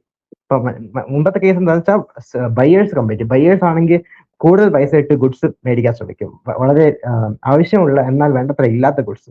ഇവിടെ എന്താണെന്ന് വെച്ചാൽ സെല്ലേഴ്സ് ബയേഴ്സിനെ അട്രാക്ട് ചെയ്യാൻ വേണ്ടി കൂടുതൽ പ്രൈസ് കുറച്ച് ബിക്കോസ് അല്ലെങ്കിൽ ആൾക്കാർ വാങ്ങിക്കില്ല, അങ്ങനെ ഒരു കേസ് ഉണ്ട്. അപ്പൊ അതുകൊണ്ട് ആ ഒരു balance, checks and balances individual സിസ്റ്റത്തിൽ നല്ലപോലെ നിൽക്കും. നേരെ മറിച്ച് സെൻട്രൽ അതോറിറ്റി ശ്രമിച്ചാലുള്ള പ്രോബ്ലം എന്താണെന്ന് വെച്ചാൽ അവർക്ക് ഇത് കാൽക്കുലേറ്റ് ചെയ്യാനുള്ള എഫേർട്ടും, പിന്നെ വേറൊരു ഫണ്ടമെന്റൽ പ്രോബ്ലം എന്ന് വെച്ചാൽ ഇതൊരു പ്യുവർ ഒരു കമ്പ്യൂട്ടറൈസേഷൻ പ്രോബ്ലം അല്ല. ചിലർ വിചാരിക്കും കുറച്ച് കോഡൊക്കെ വെച്ചിട്ട് AI വെച്ചിട്ട് ഇത് ഈ ഒരു എന്താ പറയാ പ്രോബ്ലം നികത്താമല്ലോ.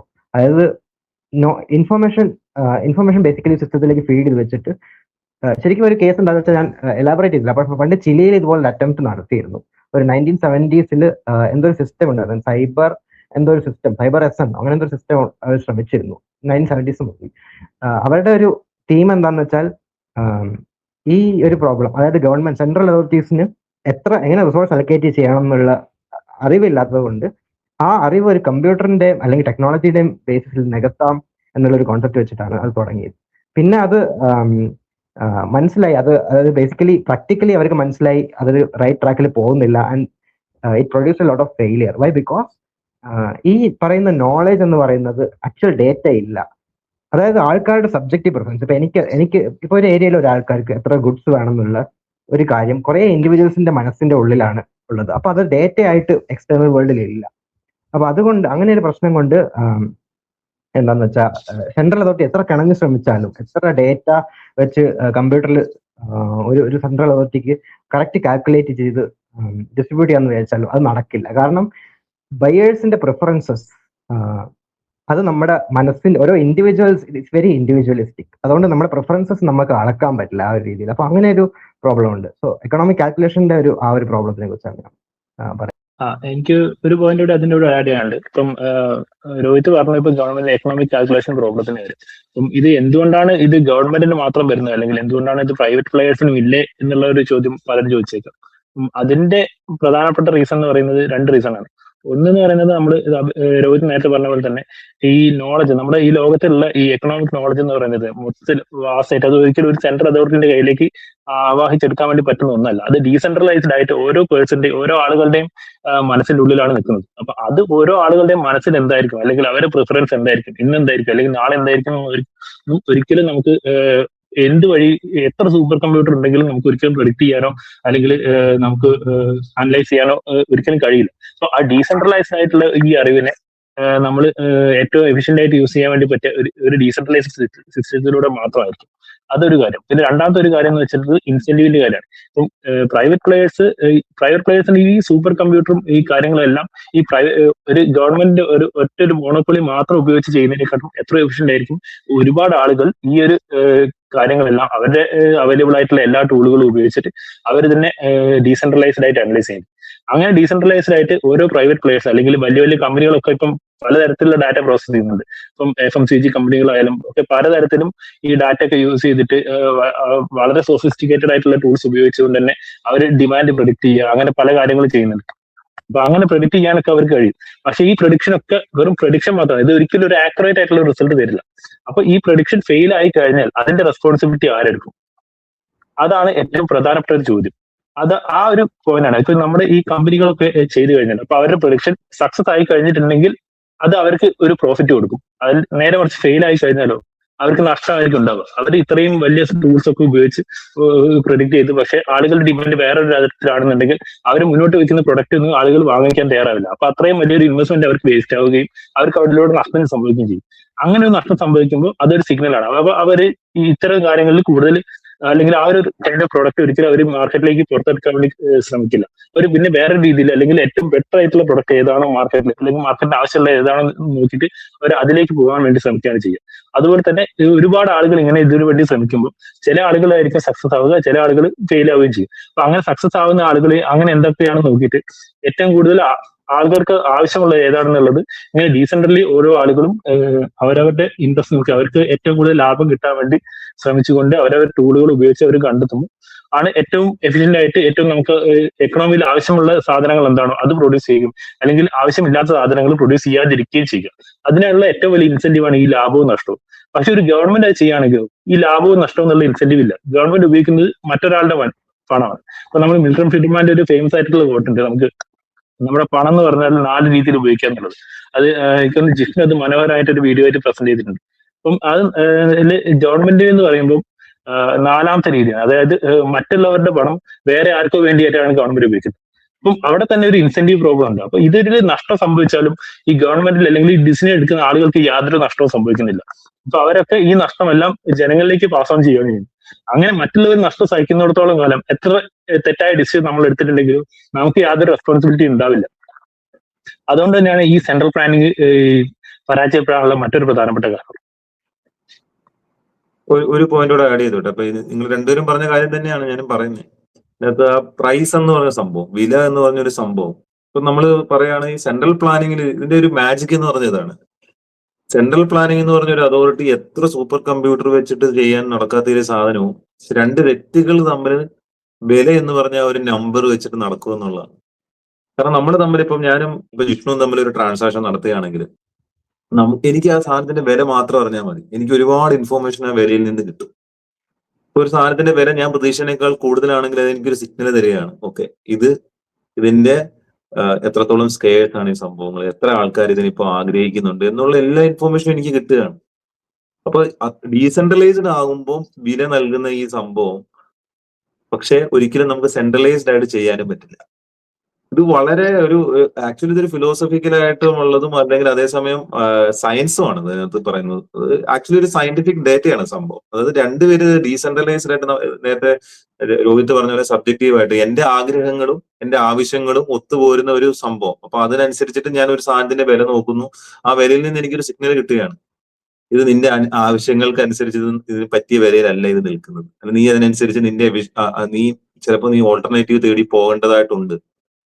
അല്ലെങ്കിൽ ഇത് പറയാണ് ഇതാ നിനക്ക് ആവശ്യമുള്ള ഒരു സാധനം ഒരുപാടുണ്ട്, നിനക്ക് ഇഷ്ടമുള്ള അത്രേ ഇത് അനുഭവിക്കാൻ പറ്റും എന്നുള്ള കാര്യങ്ങൾ, അല്ലെങ്കിൽ ഒരു സംരംഭകന് ഒരു സിഗ്നൽ കൊടുക്കുകയാണ്, ഇതാ ഇങ്ങനെ ഒരു അവസരം അവിടെ ഉണ്ട്, ഈ സാധനത്തിന് ഇപ്പോൾ വില കൂടുതലാണ്, ഇപ്പോൾ ഞാനൊരു ഓൾട്ടർനേറ്റീവ് ആയിട്ട് ചെന്ന് കഴിഞ്ഞാൽ എനിക്ക് ഗുണം കിട്ടും.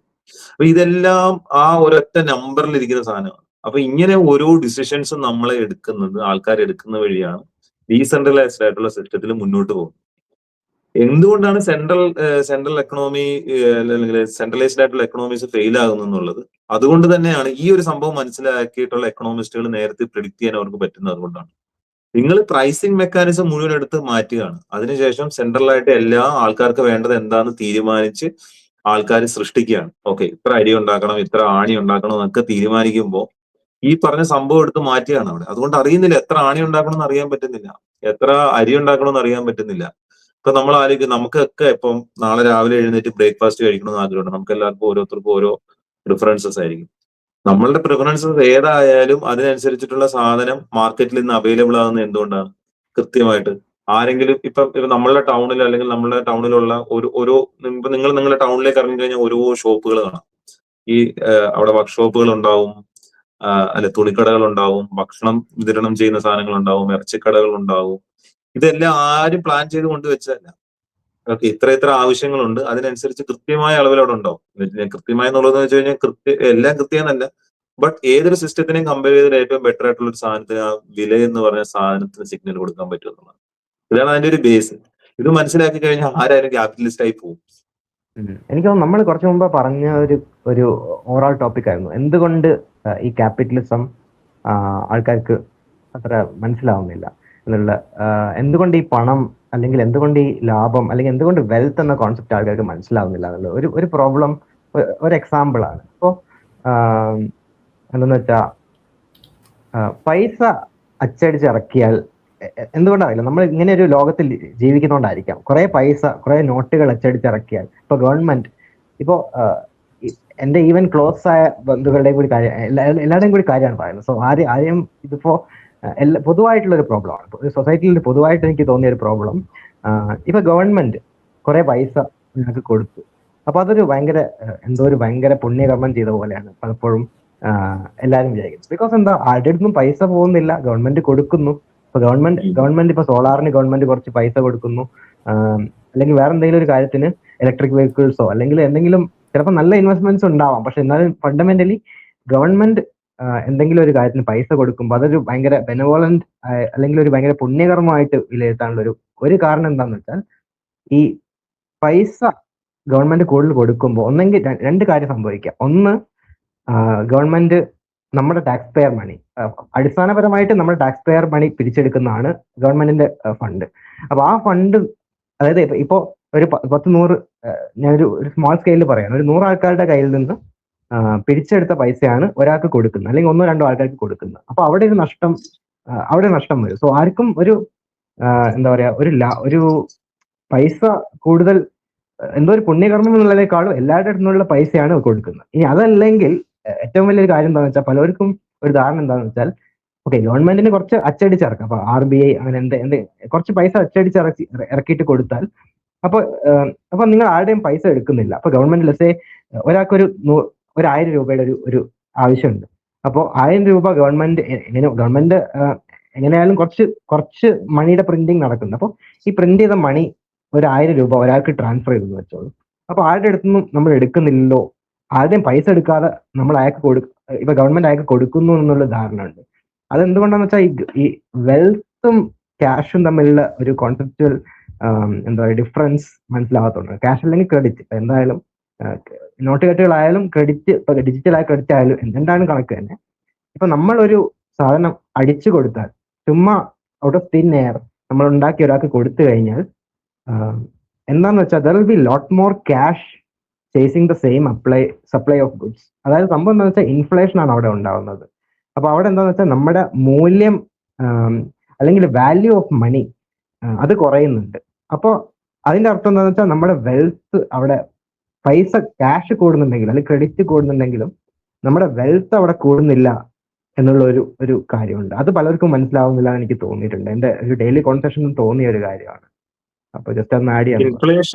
ഇൻഫ്ലേഷൻ മനസ്സിലാക്കി കഴിഞ്ഞു കഴിഞ്ഞാൽ അത് നമുക്ക് എല്ലാ പിന്നെ കാര്യങ്ങളെല്ലാം റിലേറ്റ് ചെയ്ത് നോക്കാമെങ്കിലും അതൊന്ന് മനസ്സിലാക്കി കിട്ടാൻ കുറച്ച് പാടാണ്. ഞാൻ നേരത്തെ പറഞ്ഞ പോലെ എന്താണ് പണം എന്നുള്ള ഒരു ബേസിക് എഡ്യൂക്കേഷൻ നമുക്കില്ല. അത് നമ്മളൊരു ക്ലാസ്സിലിരുത്തി എന്താണ് പണം എന്ന് എക്സ്പ്ലെയിൻ ചെയ്ത് കൊടുക്കുന്നതല്ല. ആക്ച്വലി അത് എന്താണെന്നുള്ള അതിന്റെ കൺസെപ്റ്റ് എന്താണെന്നുള്ളത് നമ്മൾ പഠിക്കുന്നേ ഇല്ല. അല്ല, നമ്മളെ പഠിപ്പിക്കുന്ന ടീച്ചർമാർക്കും അറിയില്ല എന്നുള്ളതാണ് സത്യം. ആർക്കും അറിയില്ല അതിനെ പറ്റിയിട്ട്. അപ്പൊ അത് വൺസ് നമ്മൾ ആ ഒരു പാത്തിലൂടെ പോയി അതെടുത്ത് നോക്കി കഴിയുമ്പോഴേ നമുക്ക് മനസ്സിലാവുള്ളൂ ഇതാണ് പണം എന്നുള്ളത്. അത് ആരും എത്തില്ല എന്ന് ഞാൻ പറഞ്ഞില്ലേ, കുറെ ആൾക്കാർ എത്തും. പക്ഷെ ഒരു യങ്ങർ ഏജില് ഈ ഒരു ഇൻഫോർമേഷൻ പലർക്കും ഇല്ല. പിന്നെ കുറെ ആൾക്കാർ പിന്നെ ആ സമയത്ത് തന്നെ ആ ഒരു പൊളിറ്റിക്സും കൂടെ തലയിൽ കയറുമ്പോഴത്തേക്ക് പിന്നെ അതിനെ കാണുകയില്ല. അത് പിന്നെ ആ രീതിയിലേക്ക് അങ്ങനെ പോകും.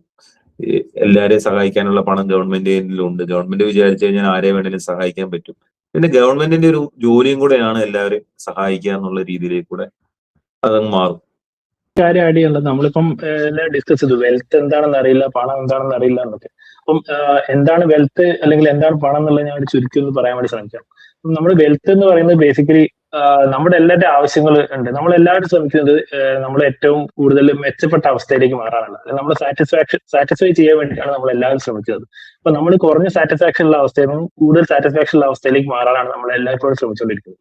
അപ്പൊ വെൽത്ത് എന്ന് പറഞ്ഞിട്ടുണ്ടെങ്കിൽ ഈ നമ്മുടെ ഈ ഓരോ ആവശ്യങ്ങൾ നമ്മൾ കൂടുതൽ സാറ്റിസ്ഫാക്ഷനിലേക്ക് എത്തിക്കാൻ വേണ്ടി നമ്മൾ ശ്രമിക്കുന്ന ഓരോ മാർഗങ്ങളെയാണ് നമ്മൾ വെൽത്ത് എന്ന് പറയുന്നത്. ഏറ്റവും കൂടുതൽ നമ്മൾ സാറ്റിസ്ഫൈ ചെയ്യാൻ വേണ്ടി എന്തൊക്കെ നമുക്ക് ചെയ്യാൻ വേണ്ടി പറ്റും, അത് ഏറ്റവും കൂടുതലുള്ള ആളുകളാണ് കൂടുതൽ വെൽത്തിയർ എന്ന് നമുക്ക് വേണമെങ്കിൽ പറയാം. അല്ലെങ്കിൽ ചുരുക്കി പറഞ്ഞാൽ wealth is the ability to satisfy our wants, അല്ലെങ്കിൽ നമ്മുടെ ആവശ്യങ്ങൾ സാറ്റിസ്ഫൈ ചെയ്യാൻ വേണ്ടി ഉള്ള ഒരു കഴിവിനെയാണ് നമ്മൾ വെൽത്ത് എന്ന് പറയുന്നത്.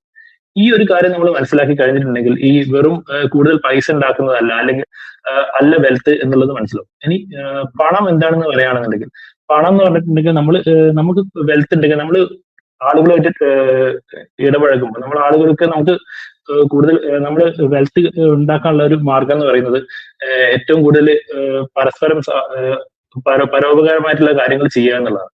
കാരണം എനിക്ക് നിങ്ങൾക്ക് ഉപകാരം ഉണ്ടെങ്കിലാണ് നമ്മൾ രണ്ടുപേരുടെയും ആവശ്യങ്ങൾ അവിടെ സാക്ഷാത്കരിക്കപ്പെടുക.